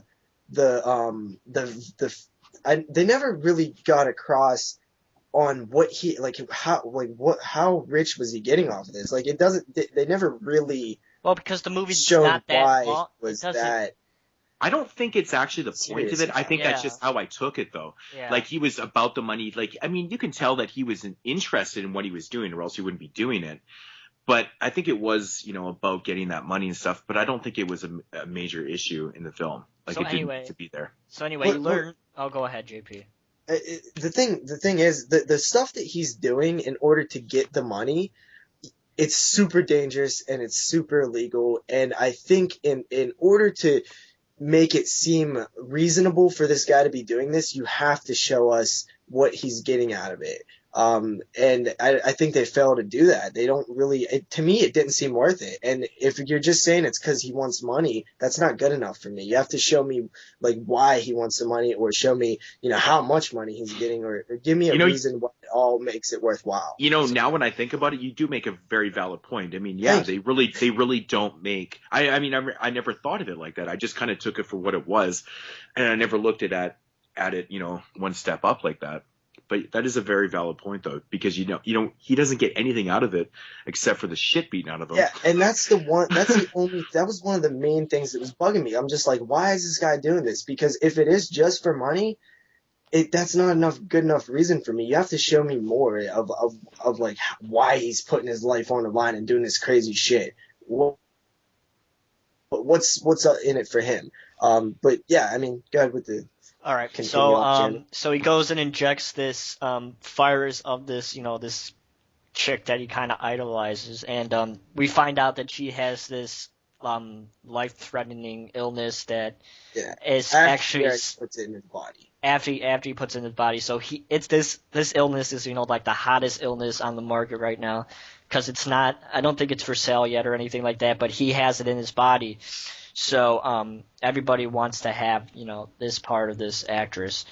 So the rest of the film is pretty much him trying to get this virus cured, and he goes and meets Malcolm McDowell, who is pretty interesting in this movie. He doesn't have that big of a part in the film, I would say, but it's he did good for what it was. And I'm not a huge Malcolm McDowell fan, to be honest, but he was good. Man, I loved when his character was introduced because he's voicing over. Yeah. And you know that voice right away, and I fucking love the way his character's introduced, because anybody that's seen my tattoos on me, I actually have a picture of Malcolm McDowell on me from Clockwork Orange. I love that movie. It's one of my favorite films of all times. But I love the way his character was introduced into AntiViral, man. I love that. His voice is awesome. Yeah, but, so overall, it's definitely a 9.0 out of 10 movie for me. I really liked it. I thought it was something different that. I do like that it was different. It was something very different. It was an interesting concept that was, there's certain points in that film where, like the steak scene, for example, and the scene towards the end with what their new experiment is, I thought that was very creepy. But I want to ask you guys, is this a horror film? I don't know. Theoretically, probably when I was not. watching, I was like, "Wait a minute here." Exam's not a horror film, but I included it in the list. Yeah. Obviously, it touches the horror genre. It has horror elements, but honestly, it has when you take an element, or when you take the elements of this film, what fucking other genre would you put it in, though? Yeah, sci-fi, I guess. Maybe a little bit, but anytime I don't know. You deal with the future, it's automatically sci-fi, I guess. I think it's such an interesting film because, it has a very futuristic feel to it, which I guess could apply to that. Big thumbs up to. That and the cinematography, the lighting, the set design, the whites pop in this film. Dude. Pop. One of my favorite things about this, I love that futuristic feel, that sci-fi feel. The whites just make it so and I got this shit on vibrant and surreal. Yeah, I got it on Blu-ray too, and it just looks so fucking amazing. It looks so amazing.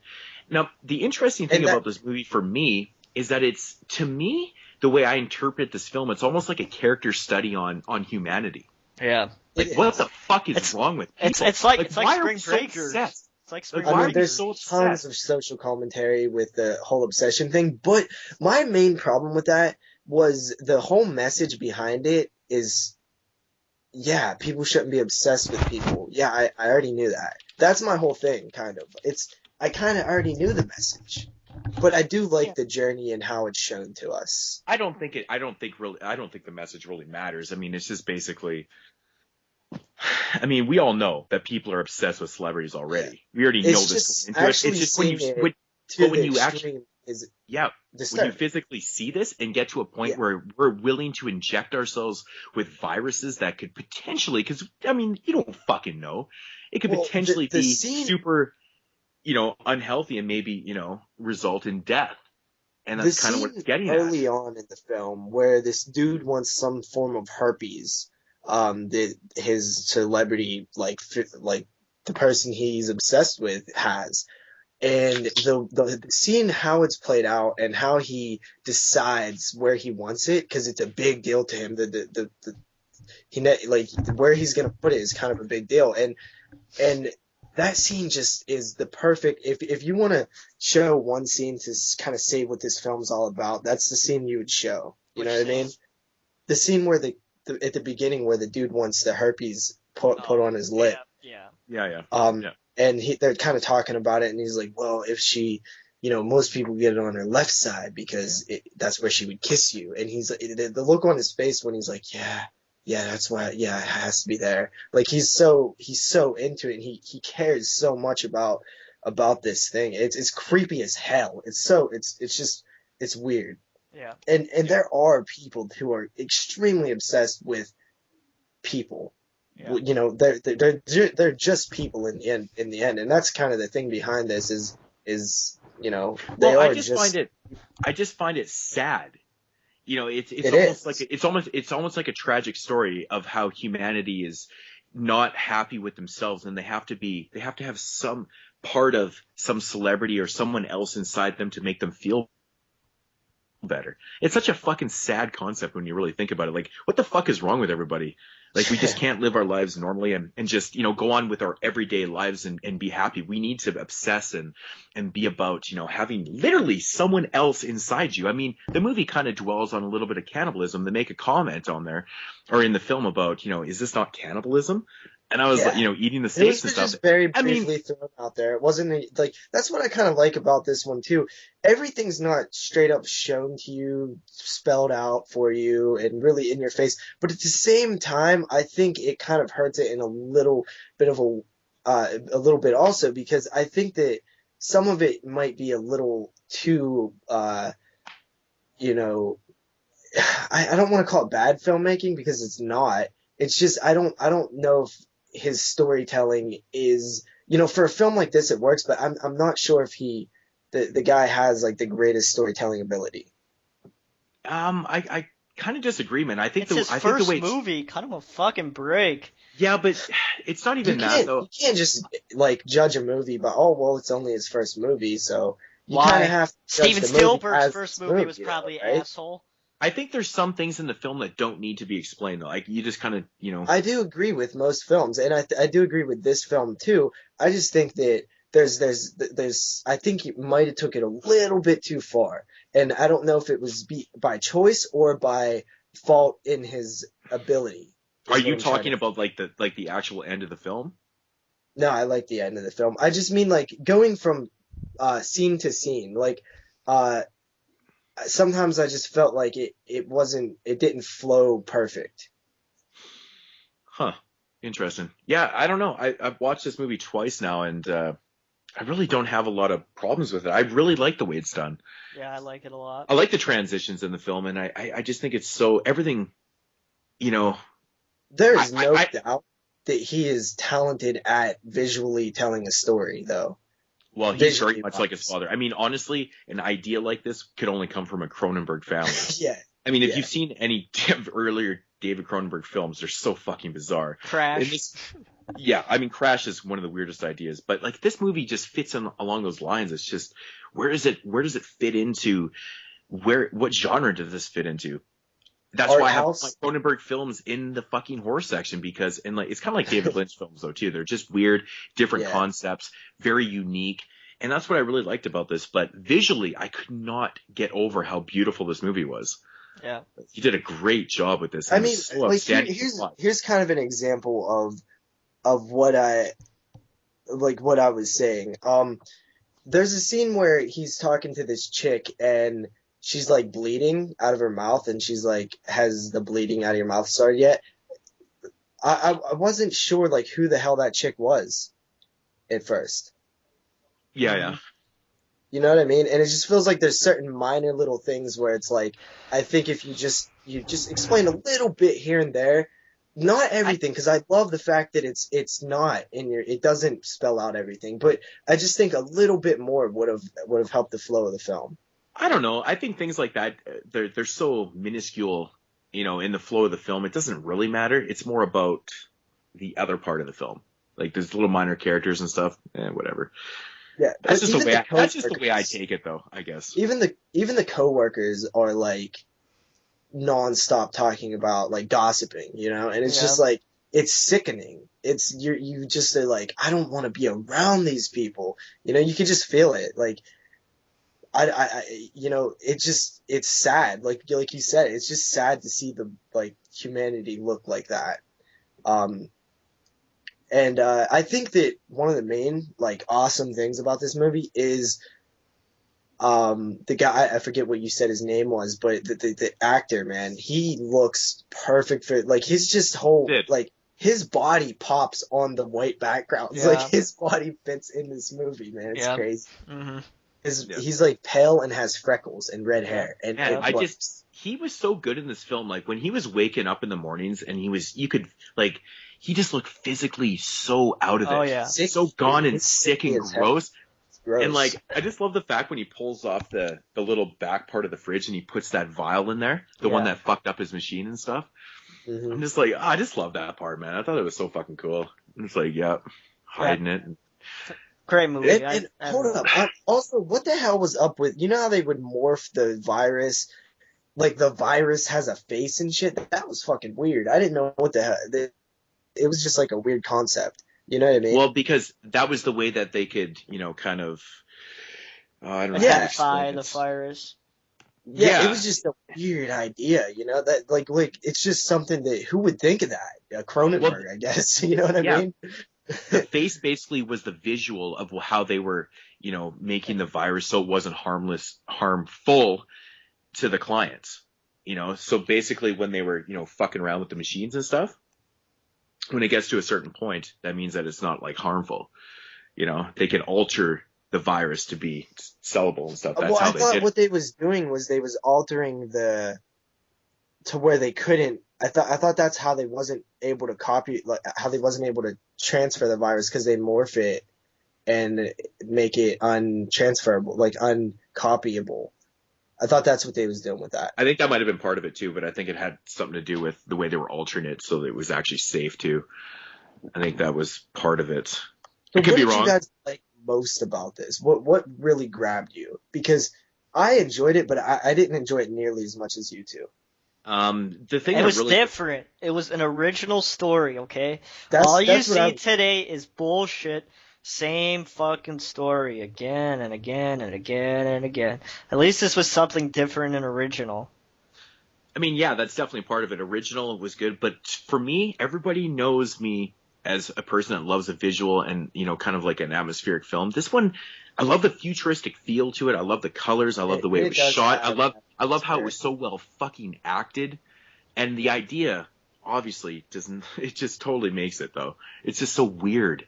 And I love this idea of, how society is just so fucking stupid. People are fucking stupid.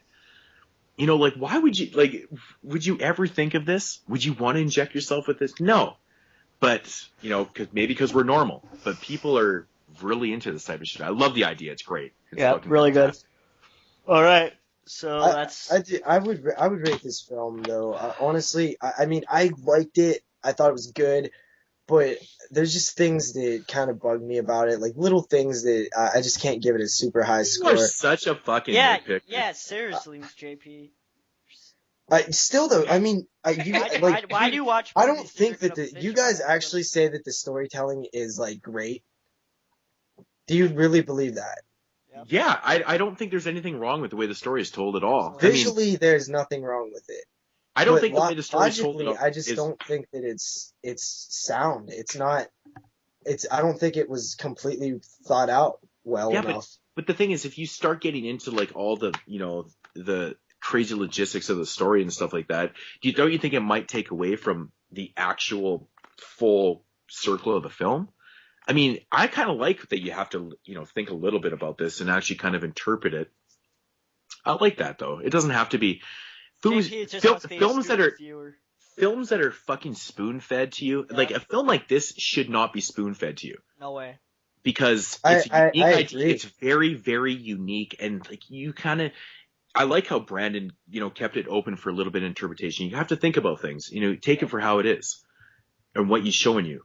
If you take it this way, fine. You take it this way, fine. That's cool. And that's what I fucking loved about this, man. I thought it was great. I mean, I would teach this movie in a film class, to be honest. There's a lot of things you could talk about, you can interpret it in so many different ways. I don't know, man. It just doesn't stay with me, though. Like, is this a film that in 10 years is going to be looked at, or 20, 25 years is going to be looked at as a classic? Is it really going to stand the test of time and really be like, this was some serious shit back then, guys. This is a film that really did something, broke boundaries and Okay. I see your point, JP, but does it have to be? Yeah. No, it doesn't. But if you're going to teach it to your film class, I think it does.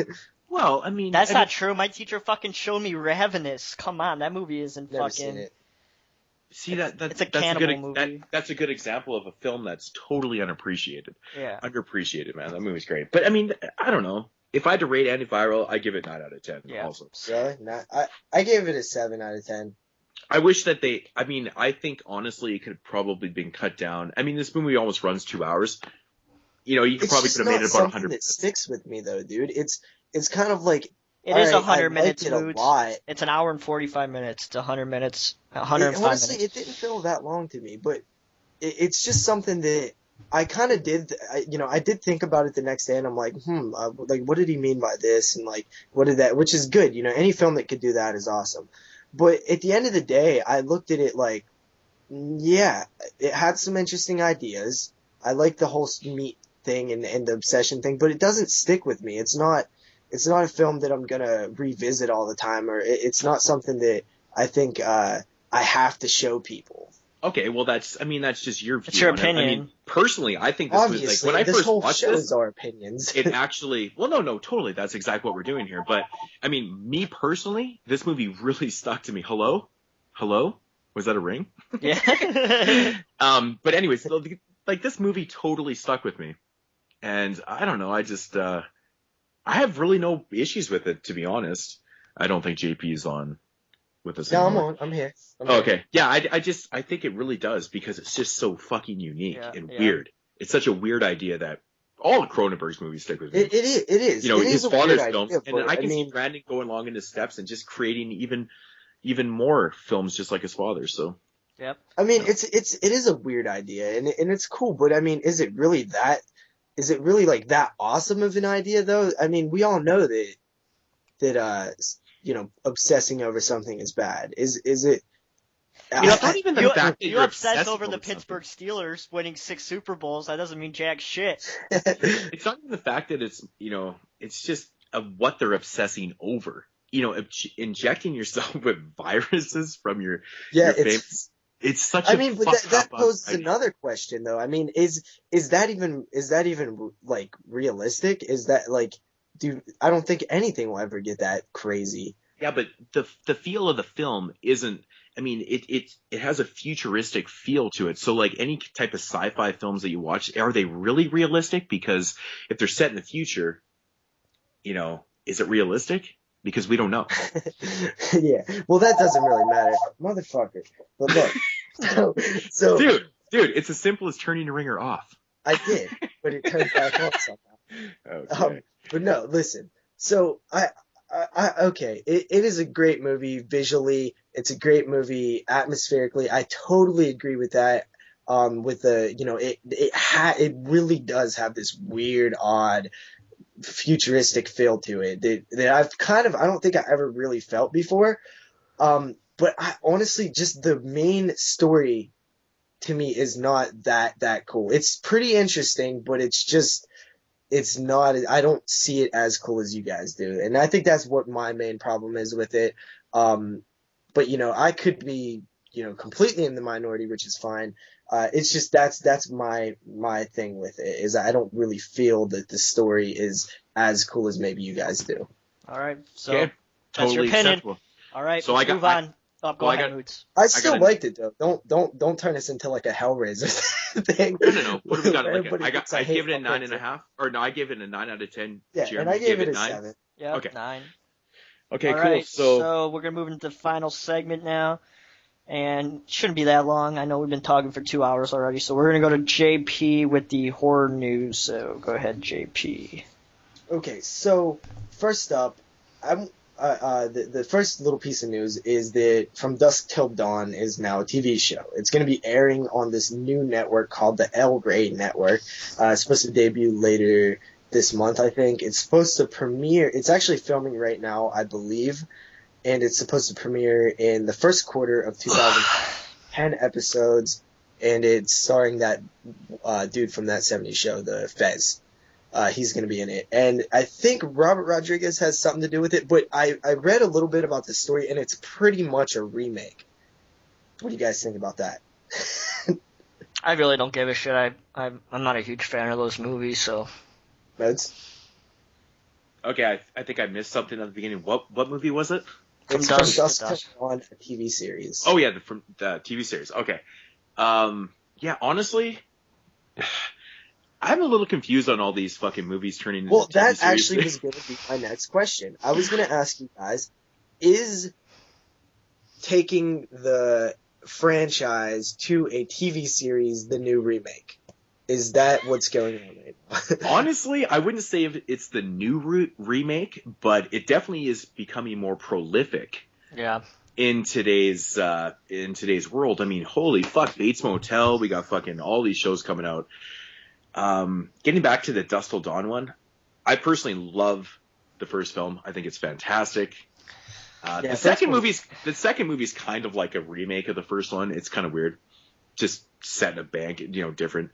I really enjoyed the third one, to be honest. Low budget, fucking fun. But as a TV series, I don't know. Like, how are they going to develop this into a TV series? I don't get it. I think it's kind of going to be. It's supposed to follow the Gecko brothers or whatever the hell their name was, but they're not obviously not played by Tarantino and George Clooney. They're going to be recasted, and it follows them as they abduct that family and basically are running into vampires across Texas. That's the story, and not going to be played by Juliette Lewis and Harvey Keitel. Yeah. Yeah. I'm not really, I don't know, man. I'm not too interested in this, to be honest. I'm a huge, I really like Bates Motel, and well, how are they developing? Are they going to make it a vampire show? Is that what it is? Yeah. Okay. But it's going to be more of a drama, I guess. I don't know. You never know with these things, but. Do we really need another fucking vampire show? Seriously? Like, don't get me wrong. Like, I don't hate vampires. Anything vampire related, but come on, man. Vampires is turning into like the new zombie. Vampires is played out, man. It's so fucking vampires get like what the zombie genre did, I mean, a lot of people criticize The Walking Dead for kind of killing the zombie genre because it's just I think it revitalized it, but then kind of oversaturated it. Well, that's what I'm saying, a little oversaturated because it got so popular, and obviously there's just like a zombie movie coming out every fucking day. What is this, 1981 with the slasher films? Yeah. Zombie films are coming out every fucking day. It's like, I don't know, man. Do we need another?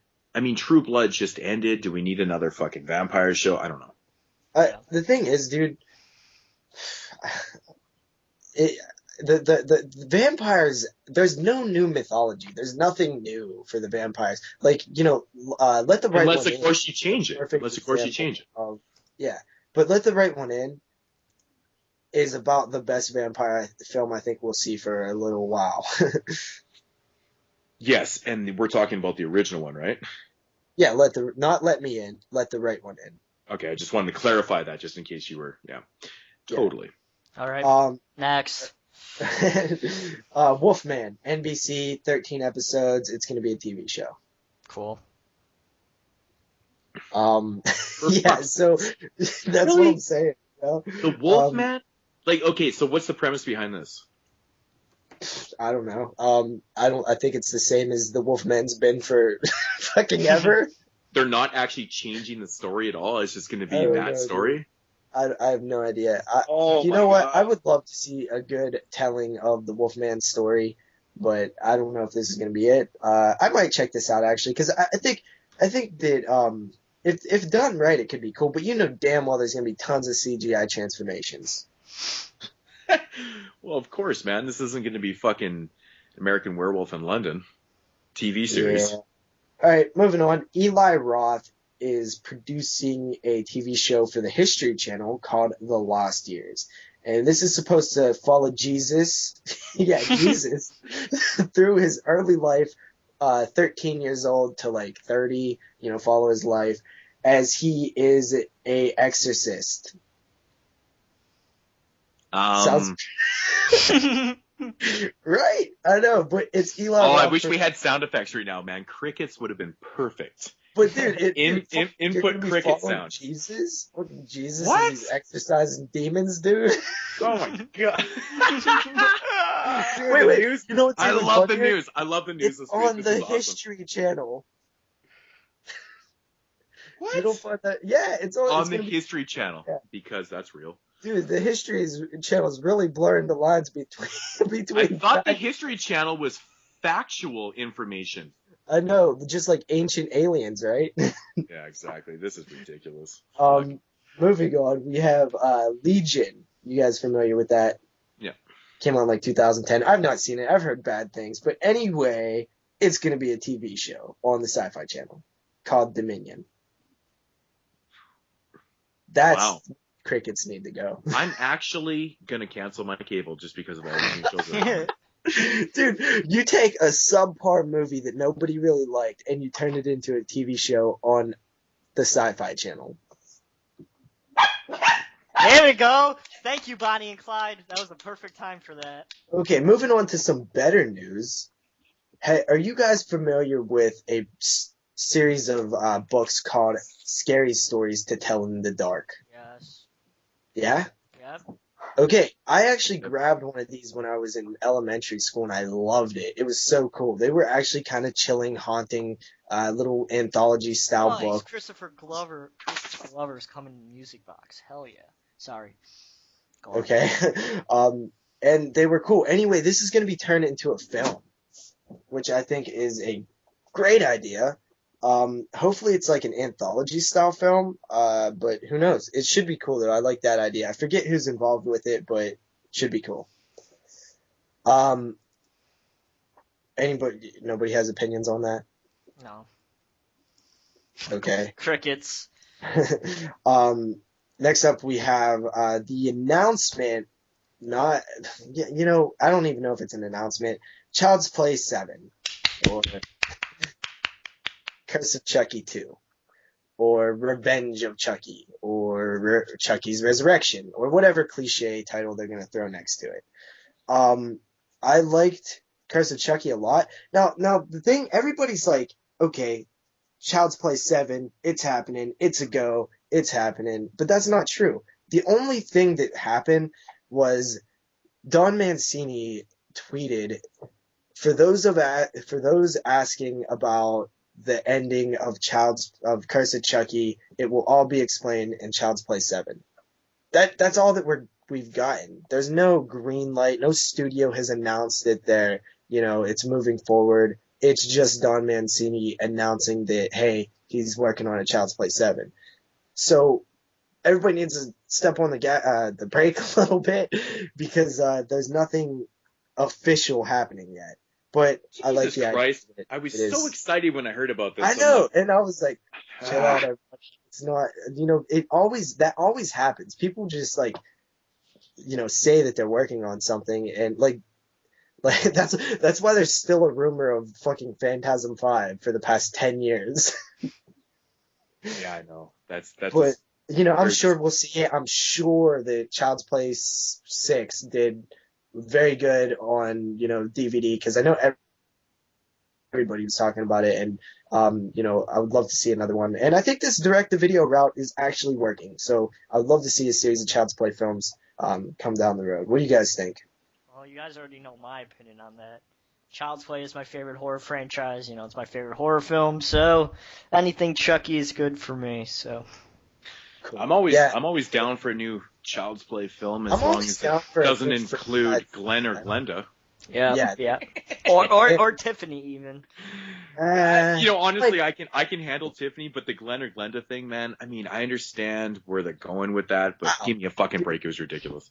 Jennifer Tilly looks kind of bad. She's old, dude. Just saying. Dude, Jennifer Tilly is like in her mid-50s. Yeah. Really? Yeah. Holy hell. But anyway, that's pretty much it for the news, but I do have some DVD announcements if you guys would like to hear them really quickly. Of course we would. Okay, there's a film called Sanitarium. Has Robert Englund in it, Malcolm McDowell. It's coming out on DVD December 31st. Not sure what all it's about, but that's happening.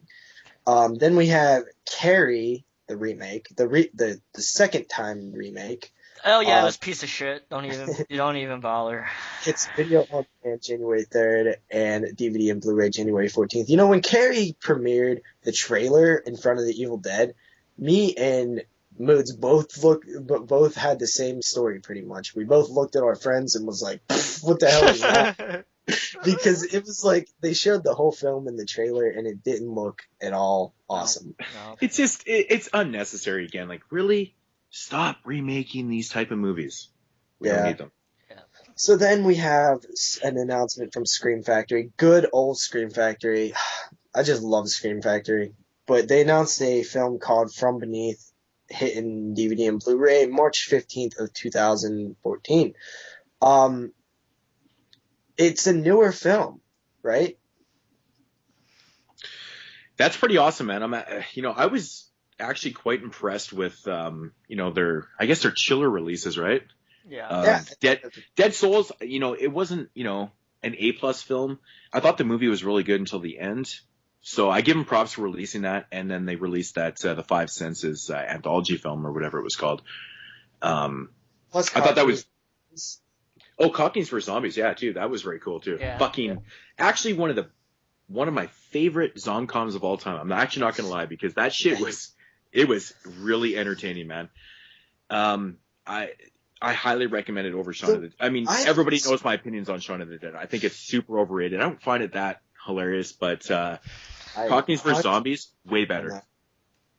But no, so Scream Factory, man, you gotta like what they're doing, man. They're putting out the retro stuff, nice HD transfers, reversible cover art, the fucking slipcases that have awesome cover, artwork. And then they have their, lesser titles that don't get the collector's edition releases, but they still get, double features or whatever. Crawlspace.